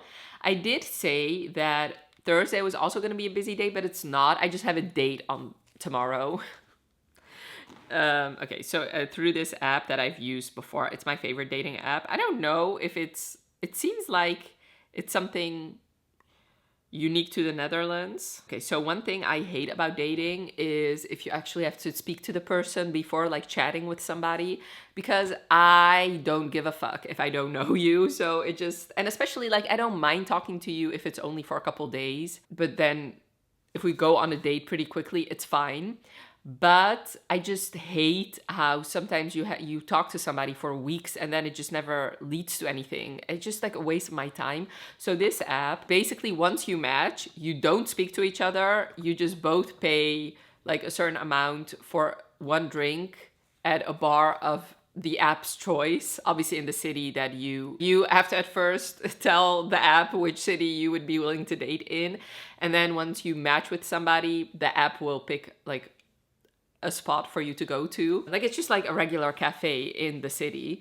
And then you pay for your first drink. So there's no awkwardness there of like who will pick up the bill. Although it's only the first drink. If it's a good date, you'll drink more than that. Anyway, and then you meet up there and that is when you have your first conversation. But I just prefer that because it just feels like it's less a waste of my time if I can just have a drink with somebody, talk to them for around 2 hours. And then after that, I can know for sure, okay, probably not a match, or yes, I would be willing to go on a second date. So that is, I'm going to have a date with somebody from that app. So it's a guy I don't know. It's fine. Although actually, I'm not really that looking forward to it, but maybe he will be the love of my life.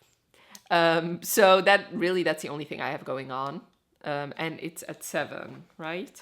Yeah. So I do have the whole day, like the whole morning and afternoon to just sit and read. So only 3 hours. So I'm going to try my hardest to finish the 2 hours. If I don't finish it, then whatever time I have left, I'll just add to the 3 hours tomorrow. Because like I said, I just have more time tomorrow than I did today. Although technically I had more than enough time to finish it, but you know, life happens. Paralives, in fact, happens. So yes, I'm gonna continue. And I told you my game plan. And I do think I'll talk to you tomorrow. I will for sure talk to you tomorrow. Maybe we can get ready for my date. How about that? We'll see. But you will see me tomorrow. So I'll talk to you then. Alrighty, I'm here back on my trusty couch again. You know, I just have to admit that this is my favorite place to film, so there it is. So as I kind of predicted, I didn't finish my timer yesterday. I did finish it right now though, so it is almost 11 o'clock, it's 10:54. And technically I have about like 5.5 minutes left. So what I'm gonna do, so since I have to read for 3 hours, let's just do a timer for 3 hours and 6 minutes. So that will be the time I still have to read. So this is the new timer for today. And that I think it should be fine because like I said, it's almost 11 o'clock. The only thing I have today is this date that I think I'm cycling to the date. So that means I can listen to my audiobook. So it should be fine, 100% fine. And I don't really have other things to do today except for get ready for this date, which probably shouldn't take me too long. Anyway, what I did want to say is, okay, let me actually tell you how much I read. So yesterday I read 83 pages of Dungeon Crawler Carl, which we already discussed that. Then I read in total yesterday 29 pages of Score, and I read 122 pages of Garron Park. I just started, I could not really stop reading. I'm really enjoying this book, which I knew I would because it's a 5-star. So in total yesterday, I read for 234 pages. And I read about a bit over 4 hours yesterday. And then today I read 30 pages of Score by Kennedy Ryan and another 33 pages of Garron Park. So total today I have read 63 pages. And if you count that all together, it means I read 297 pages for the 5.5 hours. Yeah, my reading is just all over the place. But I mean, I think anyway, it doesn't really matter. So Score is divided into parts, and I really want to read today. I want to finish Movement 1, which is basically part 1. And not all the parts are equally as long, because like part 2 and part 3 are very much shorter than part 4 is a very long one. But anyway, that doesn't matter. For now, I want to finish part 1, which will get me to chapter 18. So that is the goal. And then I know I won't have any issues reading more of Garron Park. And then I also want to read at least a chapter, hopefully more, of The Lost Duke of Wyndham. I also got mail delivered today. Amazon had like a deal that if you bought, I don't know, you could get 10 euros off your order if you purchased like 50 euros of stuff. So obviously I ordered books and 2 of them came, which I think I know which books they are. Oops. Yep. I got Dungeon Crawler Crawl. And I was debating because really I am, this says You Will Not Break Me on the naked hardback. Because really, I'm listening to these on audiobook, technically. And I did buy this one on ebook as well. But I really love the spines. I think they will look very pretty on my shelves. And I did see other booktubers who have them on their shelves and they do look pretty. So I figured I also bought the second one, considering I'm obviously going to be starting it soon. So let's see what this has on the naked hardback. All right. Yeah, see how pretty they look together? I am happy I own these now. I still need to figure out a way where I can put them on my shelves because technically I don't have the space for them. And I'm thinking of buying 2 more shelves. I want another white one to put some of my favorite books on, and then I want another black shelf. I probably shouldn't, but I really want to. But then on the other hand, I do have to admit that I haven't unhauled books in a while, so that I could also do that. Like create space on my bookshelves just by unhauling books. So yeah, maybe I should do that too. But anyway, that's neither here nor there. It just turned 11 o'clock. I think I'm gonna read some more of Score right now. And yeah, I guess you'll see me when I actually get ready for this date. So then we can talk through it a bit and also maybe I'll be done by then actually with my timer. So yeah, I guess you'll see me then. All right, let's update you a bit while I'm straightening some of my hair. I mean, it is pretty straight, but you know, I'm gonna just do a little bit of like straightening to it, I guess. Okay, so let me check the timer. So I still have 2 hours and 26 minutes left. And right now it's 4:30. I want to leave here at 6:15, something like that. And I did decide to not go by bike because the weather, I don't really trust it for some reason. So yeah, I think, anyway, it doesn't really matter. Okay, so I did read 76 pages of Score so far. I mean, I'm on page 76, which actually the epilogue was in Roman numerals for some reason, and then the author's note also, and I did want to read the author's note before starting. So I did read more than 76 pages technically, but anyway. So what do I think about this book so far? Okay, so far I cannot really comment too much about it since we're still in the flashbacks technically. So what I read so far is Verity and Monk meeting. And actually, okay, so the way they meet is interesting because at the time of meeting, Verity actually has a girlfriend. So Verity is bisexual, but her and her girlfriend are in an open relationship, mainly because the girlfriend really wanted that. And Verity knew that this was not gonna probably be like her long-term partner, so she kind of agreed with it too, but it was mostly Like Verity would have been fine in a monogamous relationship. But when they go out, and even though she's bi, she's mainly dated women because she feels like women are more generous in the bedroom. So, she's just living her life with her girlfriend. And then she ends up going, like her girlfriend and some of their friends end up going to this show where Monk is playing, and like both Verity and Monk immediately see each other across the room and are like in love with each other almost. Like, not in love, but they are kind of mesmerized by each other. So Verity's girlfriend notices, and she ends up inviting Monk to like her birthday party the next day. He ends up showing up, but at the birthday party he finds out that, I don't know if he finds out at the birthday party. Either way, he does end up finding out that Verity is not single. But at the birthday party, he also finds out that, like, about the open relationship. They end up talking, him and Verity, and he finds that they do have a lot in common because Verity is a screenwriter and Monk is a musician, and both of them always carry around notebooks with them, and they just have like an amazing conversation.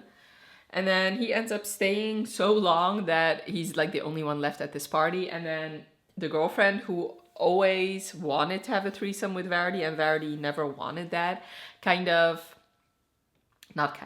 she like they end up having a threesome together. Monk leaves and Verity kind of wants to see him again, and he tells her that this was a one-time thing because her girlfriend may be okay with I'm sorry, my hair looks ridiculous right now.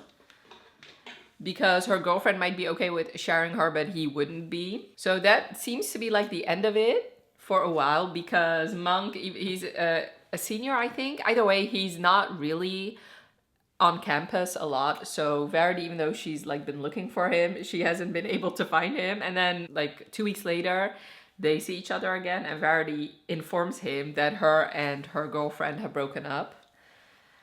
So now they start dating. And I believe this all happens in October, and the first couple chapters, like we see a bit of October, a bit of November, and now on chapter 9, we're in February. Both Verity and Monk have kind of their own issues going on.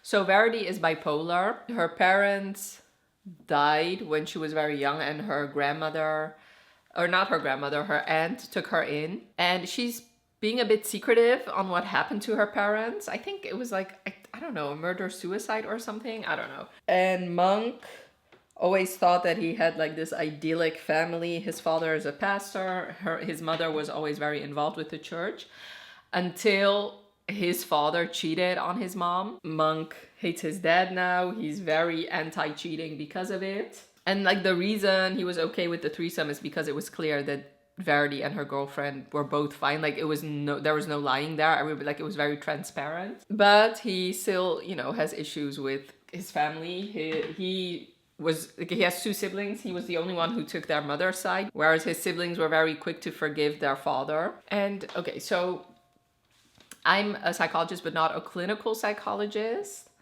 So I believe where I'm at now, I'm pretty sure Verity is now in her manic phase, because all of a sudden she's super productive. She feels like on top of the world. Whereas it seems, so she used to go to a different school, technically a better school for film studies, but something happened and she had to leave, and now she's going to a USBC, which she doesn't mind, because she also she's majoring in 2 things, like film studies and also African American studies, because her goal, her dream in life is to be a screenwriter, specifically to tell long lost African American stories, which of course this movie that this whole series revolves around, Desi Blue, is one such story. But something did happen.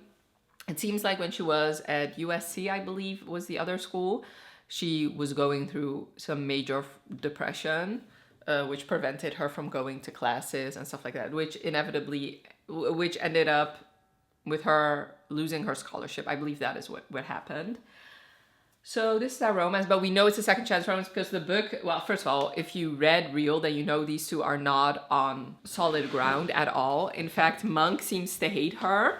Like it seems like in Real it seemed like Verity cheated on him, but in this book, the first chapter we get is in the present actually, and Verity seems to think that it was either Monk's fault or both of their faults. So yeah, I'm pretty sure we're gonna find out what happened. So far, I mean, I like them together, but I know that they're gonna break up. So usually in second chance romance, if we get flashback scenes, I don't really put too much stock on the romance back then because the romance obviously is gonna be different. And I do understand that, you know, you don't wanna spend too much of your pages on the past. So I don't want to talk too much about the romance now because obviously I know that they're gonna break up, so it's fine. Like it does feel very insta-love, very insta-lust, and everything is going very quickly, but you know, whereas in a like regular romance that wasn't second chance, I would have issues with it, but since I know this is just the flashbacks, like I'm okay with it. I'm not like I don't really wanna dwell on it nor have any real opinions about it just yet. I do have to say, I'm reading this book quicker than I did Real for some reason, so that does bode well. So now it is almost 5 o'clock, and while getting ready, I'm just gonna listen to Garron Park. And maybe, I don't know if you'd be interested. There are timestamps anyway, so feel free to skip around, but I figured, why don't I just talk to you about like my dating life or lack thereof, because this is actually my first date again in like a year or something. So yeah, I'll just change, start on my makeup, and then I'll get back to you. All right, my audiobook was so good. I was at such a good part that I just almost finished my makeup. The only thing I have to do is put on lipstick, but I still want to eat first. So I'm gonna do that later. Yeah, I'm not even sure why I'm telling you this. I don't know if this will actually make it to the vlog, but okay, so I don't really love dating too much, especially not first dates. Like very rarely, like if a first date is great, then I love that, but most of the time it's just not. And it kind of reminds me of my job actually, because for my job I have to interview people for like an hour and a half. It's kind of like a job interview, but not really. And the questions we ask are not that dissimilar from questions you would ask on a date. I know that sounds weird, but I cannot really talk about it too much without saying where I work, which I don't really want to do. Like I have noticed that not a lot of guys ask good questions on date, or in fact, they rarely ask any questions. And since I am literally trained in asking good questions, usually it just ends up with the guy I'm on a date with just talking about himself for over an hour and me just barely speaking. So yeah, that is kind of exhausting, especially since that is literally my job, interviewing people. So yeah, but you know, I do at some point want to have a relationship and have a family of my own and and have children and stuff like that. So in order to do that, I unfortunately do have to go on these dates. So that's why I'm dating again.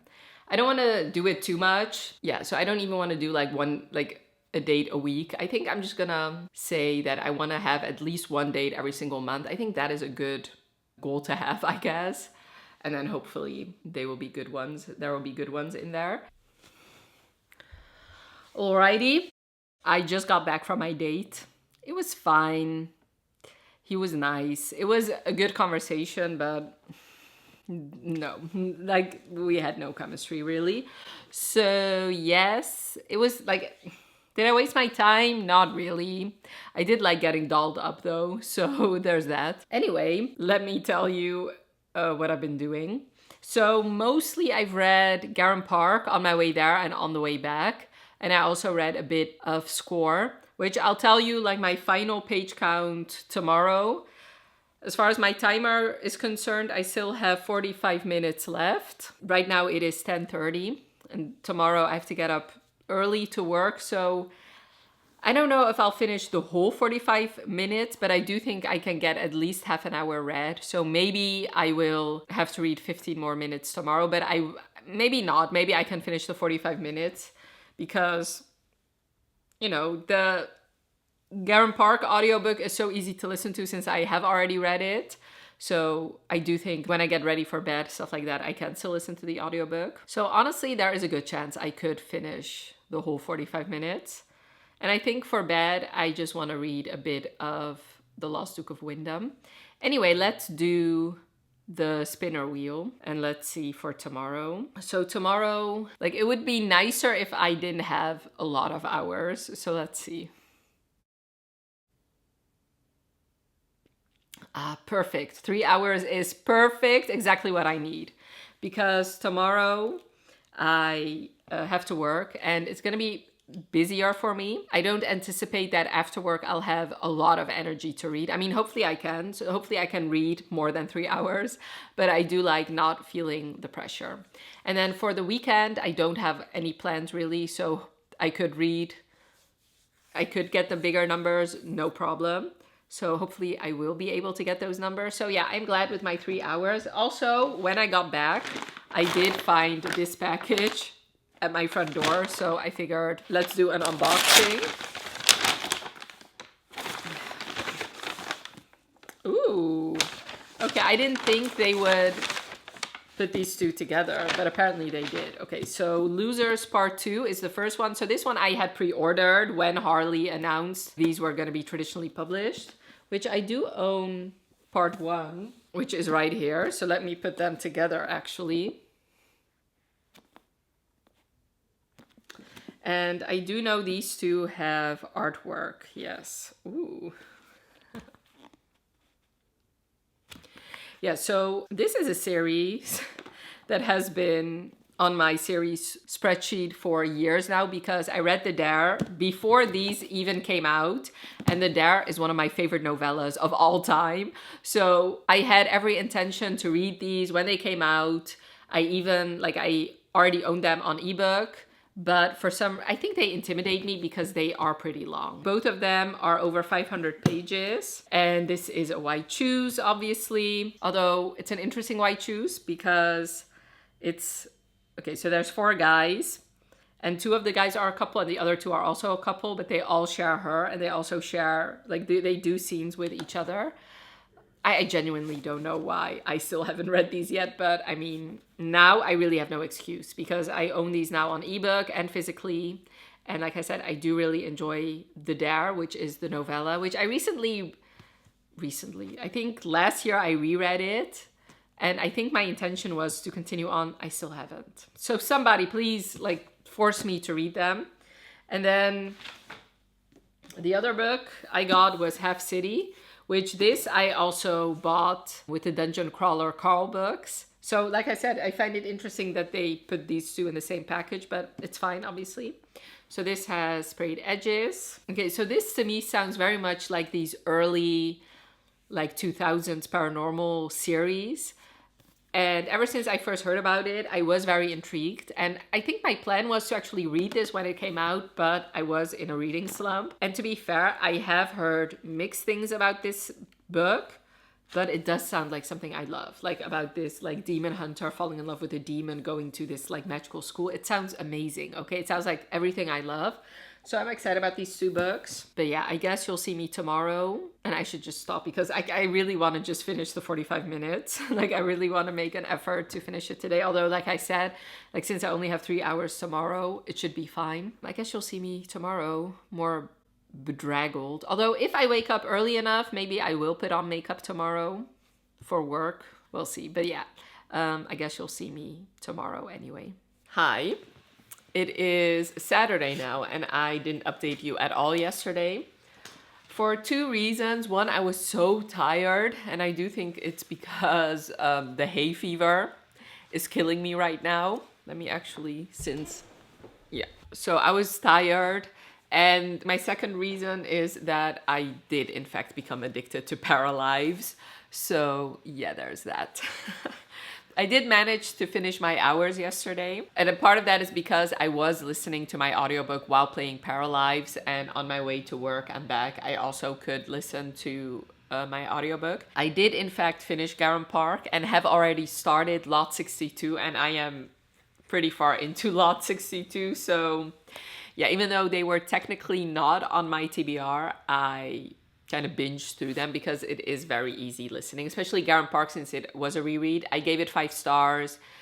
I do enjoy this book. I don't think Lot 62 will get as high of a rate, but Garron Park I really, really enjoyed. So I'm glad I finished that. Okay, so for the 3 hours yesterday, I read 67 pages of Score. I read 142 pages of Garron Park and 119 pages of Lot 62. And then I wasn't even done yet because after the 119 pages, after the hours were already done, I was still playing Paralives. So I read 60 more pages and then another 20 pages of Score. So I didn't read anything from The Lost Duke of Wyndham. I do want to prioritize Score and The Lost Duke of Wyndham this weekend. And I do have to say, now I am like at a phase in Paralives where it's clear that it is still in early development. So I'm not enjoying it as much. While I still think I will be playing it here and there, I don't think it will overtake my life as it has done,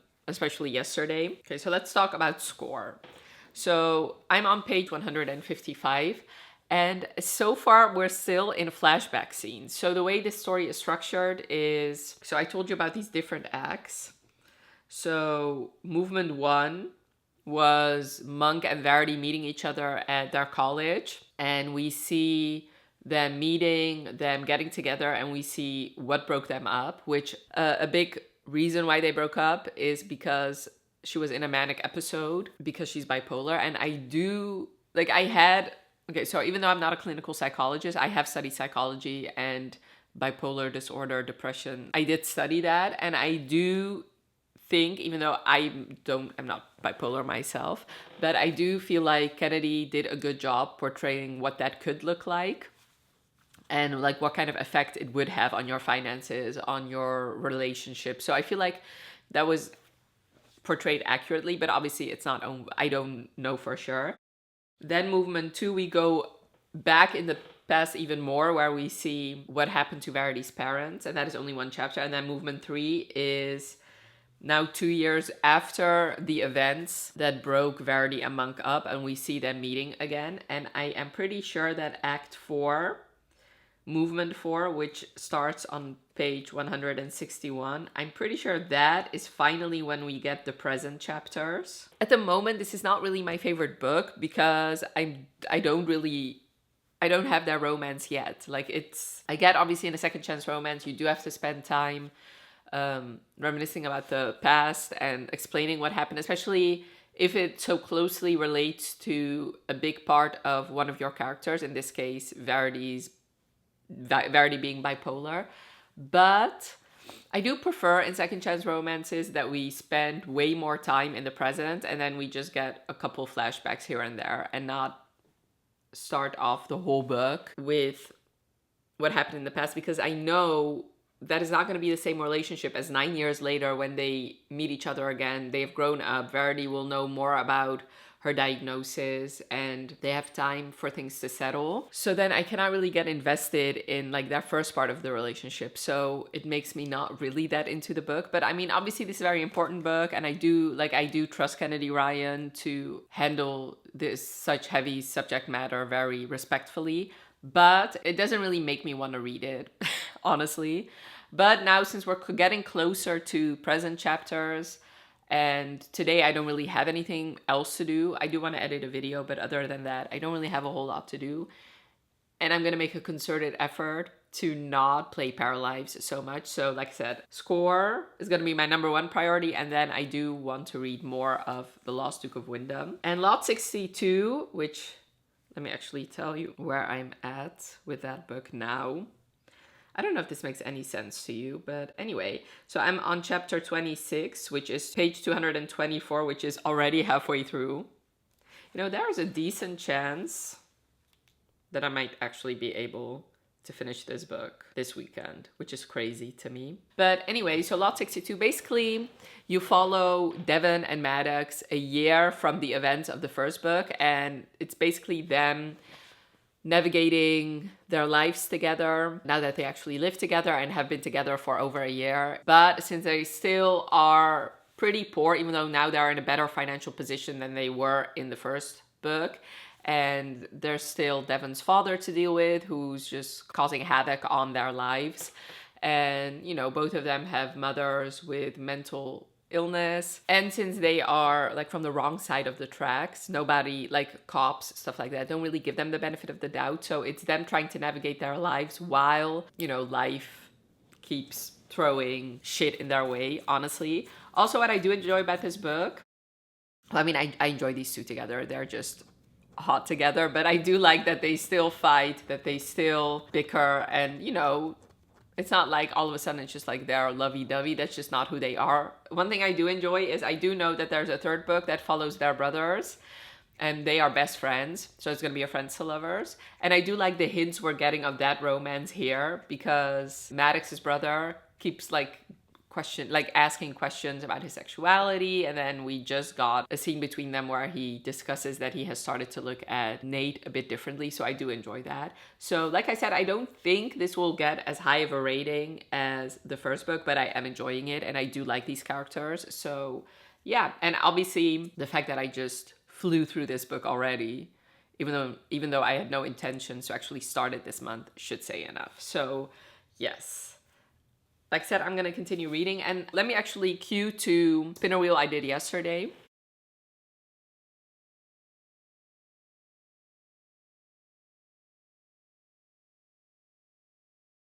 Because I really wasn't feeling too well and didn't really want to be on camera, I figured let's just do it off camera. So 2.5 hours, that is crazy to me. Since I could have read, I definitely will be reading for more than 2.5 hours, because right now it is 12:45. And I only need to read 1 hour and 14 minutes, like almost 15 minutes. I've read a bit from Score, and I did listen to Lot 62 while playing Paralives this morning. So yeah, I guess my plans are to just focus on Score, and I do want to read more of The Lost Duke of Wyndham, which that book I feel like I'm enjoying the least at the moment, even though the beginning I thought was very cute. But probably it also has something to do with the fact that I'm not really prioritizing it. So I'm only reading like a couple paragraphs here and there, not even full chapters. So yes, I guess you'll see me after I finish my timer, and then I'll tell you what the rest of my plans are. All right, this is gonna be a quick update because, to be honest, I'm not really in a reading mood today. It is like almost 10 o'clock and I just finished my 2.5 hours. So I had no issues watching a 2-hour podcast, like Trevor Noah's podcast. I'm currently watching another one of his podcasts, also over an hour. That I didn't mind. I had the concentration for. My books, however, not really. And it's okay because I have read a lot, so it's okay. Let me just tell you what I read, and yeah, probably right before going to bed I will probably still be like read a bit, but not much more than this. So I read 80 pages of Score, which now I am 50% of the way through, and a part of me really wants to finish this tomorrow, so that would mean I still need to read 204 pages. So technically I could. I don't see any reason why I shouldn't. You know, I have to say, I am enjoying it now more, because now where I'm at, we are in the current timeline.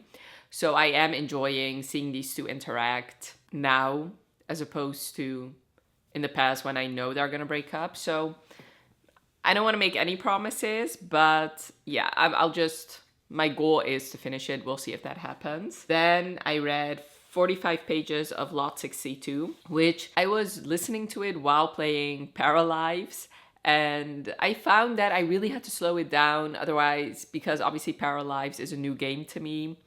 And even though, yes, it works quite similarly to The Sims, but I haven't played The Sims in years, so it does take up quite a bit of my concentration. So I was missing stuff while listening to the book, so I did have to stop listening while playing, so that obviously didn't help. And then I read 18 pages of The Lost Duke of Wyndham, which I won't finish this book this month. Overall, I read 143 pages and I did finish my timer. So tomorrow's gonna be the last day of the timer, and like I said, I don't mind if I don't finish Lot 62 or The Lost Duke of Wyndham, but I do want to finish Score. So let's do the spinner wheel. It would be funny if I did get the 6 hours on my last day, especially since I'm kind of flagging with reading. Okay, so let's do my screen recording. Color, wheel, let's spin. Okay. Apparently this spinner loves to give me around 3 hours worth of reading. So 3.5 hours tomorrow. So actually that's funny because, okay, let's see. My first day was 4 hours. So that was Sunday 4 hours, Monday 3.5 hours, Tuesday 4.5 hours, Wednesday 5.5 hours, which was the most. And that was also my busiest day of the week, by the way. Then Thursday was 3 hours, Friday 3 hours, Saturday 2.5 hours, Sunday 3.5 hours. So this color wheel was really nice. Also, why do I look like a ghost? Okay. This spinner wheel was very nice to me. I wanted this to be a quick update, and since I look like a ghost anyway, I should just stop. I guess you'll see me tomorrow, hopefully in a better reading mood. But for tonight, I'm just gonna finish watching my Trevor Noah podcast, which I don't know, it randomly was. I mean, I do love Trevor Noah, but I haven't, like, I've watched his podcast here and there when he had a guest I liked, but it's not like I watch his podcast every day. I do like him as a comedian and as a person, which his autobiography is one of my favorites, by the way. I think it was recommended to me. So I just watched one, and then now, like, this is the third one I've watched, and they are not short at all. Like, the shortest was an hour, but I also watched one that was 2 hours.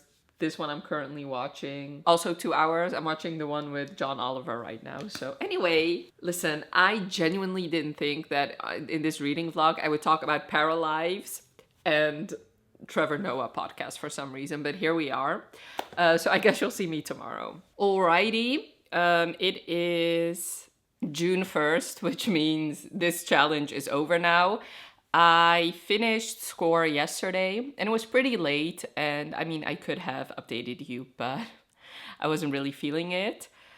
So I still had like 7 minutes left, but obviously I wasn't gonna read anything in those 7 minutes. So that was the challenge done. I feel like I read a lot. Let me actually tell you. Okay, so yesterday, like, the only book I really read was Score, which I read 206 pages of Score yesterday. Which means let me actually tell you, like, the amount of pages I read. If I did my calculations correctly, which I might be wrong, but because Thursday, for some reason, I don't really remember what I read, but I read 1,787 pages for the whole week. And I finished Real by Kennedy Ryan, which I gave 4 stars. The Man Who Died Twice by Richard Osman, which I also gave 4 stars. Dungeon Crawler Carl, which I also gave 4 stars. The Unwanted Wife by Natasha Anders. I believe I also gave that one 4 stars, no? No, I gave that one 5 stars. Garron Park, which was a reread, but I also gave 5 stars. And Score by Kennedy Ryan, I gave 3 stars, which, let me actually tell you about Score. I just realized I did that all backwards. And I did read some of The Lost Duke of Wyndham, but I have not finished it yet. So I guess check back in one of my wrap-ups if you want my full thoughts. So Score, I gave 3 stars.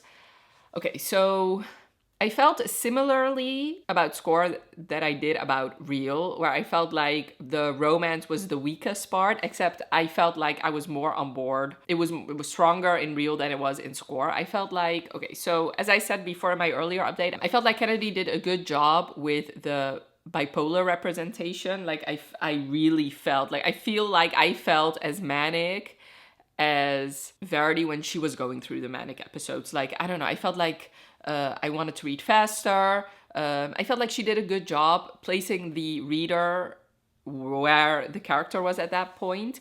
And as always, like with these books, I did enjoy learning more about these lost figures in African American history, and also about the making of this movie. I did enjoy all that. Verity and Monk, however, I mean, I like both characters separately, but I felt like on page, the things we actually got to see on page was mostly their physical intimacy, which, I'm not gonna lie, it was a very hot book. Like, they did stuff where I didn't think that Kennedy would go there. So I feel like, yes, it was very spicy. And obviously I don't mind that, but I felt like the way these two spoke of each other, this once in a lifetime love, this soulmate type romance, I never saw that because I feel like, one second, I'm back. I had to delete some footage of my camera, but I feel like the more, like we did see a little bit of them discussing their art together, but I never really got that these two were soulmates because I feel like most of the non-physical intimacy all happened off page. Like we got to hear about it after the fact.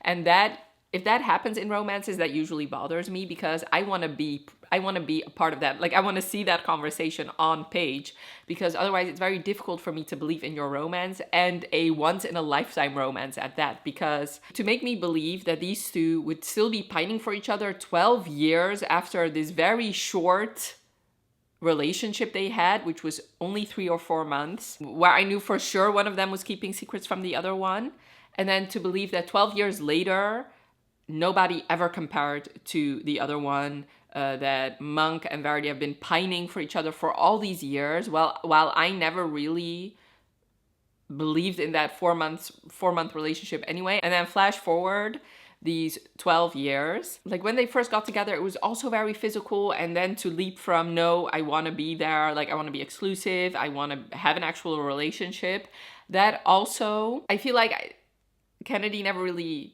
explained to me like what was so special about the other one, aside from the fact that both of them are very attractive. So therefore 3 stars. Like I can definitely see this working for other people. I feel like if you have bipolar or you know somebody in your life that has it, I can definitely see that this would be very powerful for you. Also, I don't know, like I know I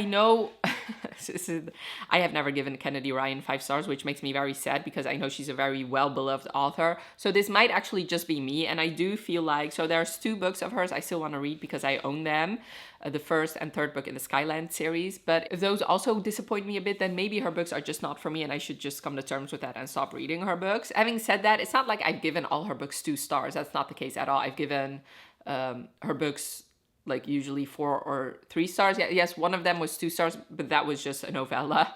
But yes, 4 stars means still enjoyable. I still did enjoy it. And 3 stars was, it was fine for me. What makes me sad, however, is since her writing is so beautiful and I do enjoy second chance romances, like this could have been one of my favorite books. It just unfortunately wasn't. Also, I feel like we did spend way too much time in the past. Like with second chance romance, my preferred way to do a second chance romance is to start at the present and then have us have some flashbacks. It doesn't necessarily have to alternate. I know some second chance romance have like 1 chapter in the present, 1 in the past. I don't mind those, but my preferred way is just have us set this romance in the present and then have a few flashbacks where we get significant scenes. I do understand why Kennedy wanted to start off this book in the past, since that was the first time Verity experienced this mania. So that obviously explained a lot about her character. But I do feel like to have over 30% of the book set in the past, when I knew they were going to inevitably break up anyway, that, like I said, it's just not my preferred way to do a second chance romance. Obviously, it could still work for me if I love the romance, but I just didn't in this case. So yeah, I think... I don't know if she's going to write a 3rd book. I do know, like, there is a potential for a 3rd book because I feel like those characters have been set up. But from her author's note, it seems like maybe this is the last one. I don't know. And if that book comes out, then I don't know if I'm going to pick it up. So, yeah, a bit of a bummer because I really want to like her books. It just sucks that I don't really like. I mean, I like them. I don't love them. So 3 stars for score. And that was the end of this timer challenge, I guess. I do want to do this more in the future. I do know in June I have, like, my schedule's pretty packed with reading vlogs already, so like I could do it this month because like for the last week of May I didn't really have any set vlogs already, so this could slot right in. But like next month I have a lot of set reading vlogs already. I genuinely don't have the time, but you will get other reading vlogs, of course. Let me just stop yapping now. Let me know in the comments below if you've read any of the books that I've read, and I would really love to know your opinions on them. And since you're seeing this in the beginning of June, I would really love to know like which book you're looking forward to most that's on your TBR in June. So let me know all your thoughts, and I really hope you enjoyed this video. Let me know by leaving a like if you did. Thank you so much for watching. Have a wonderful rest of your day, and I'll talk to you later. Bye.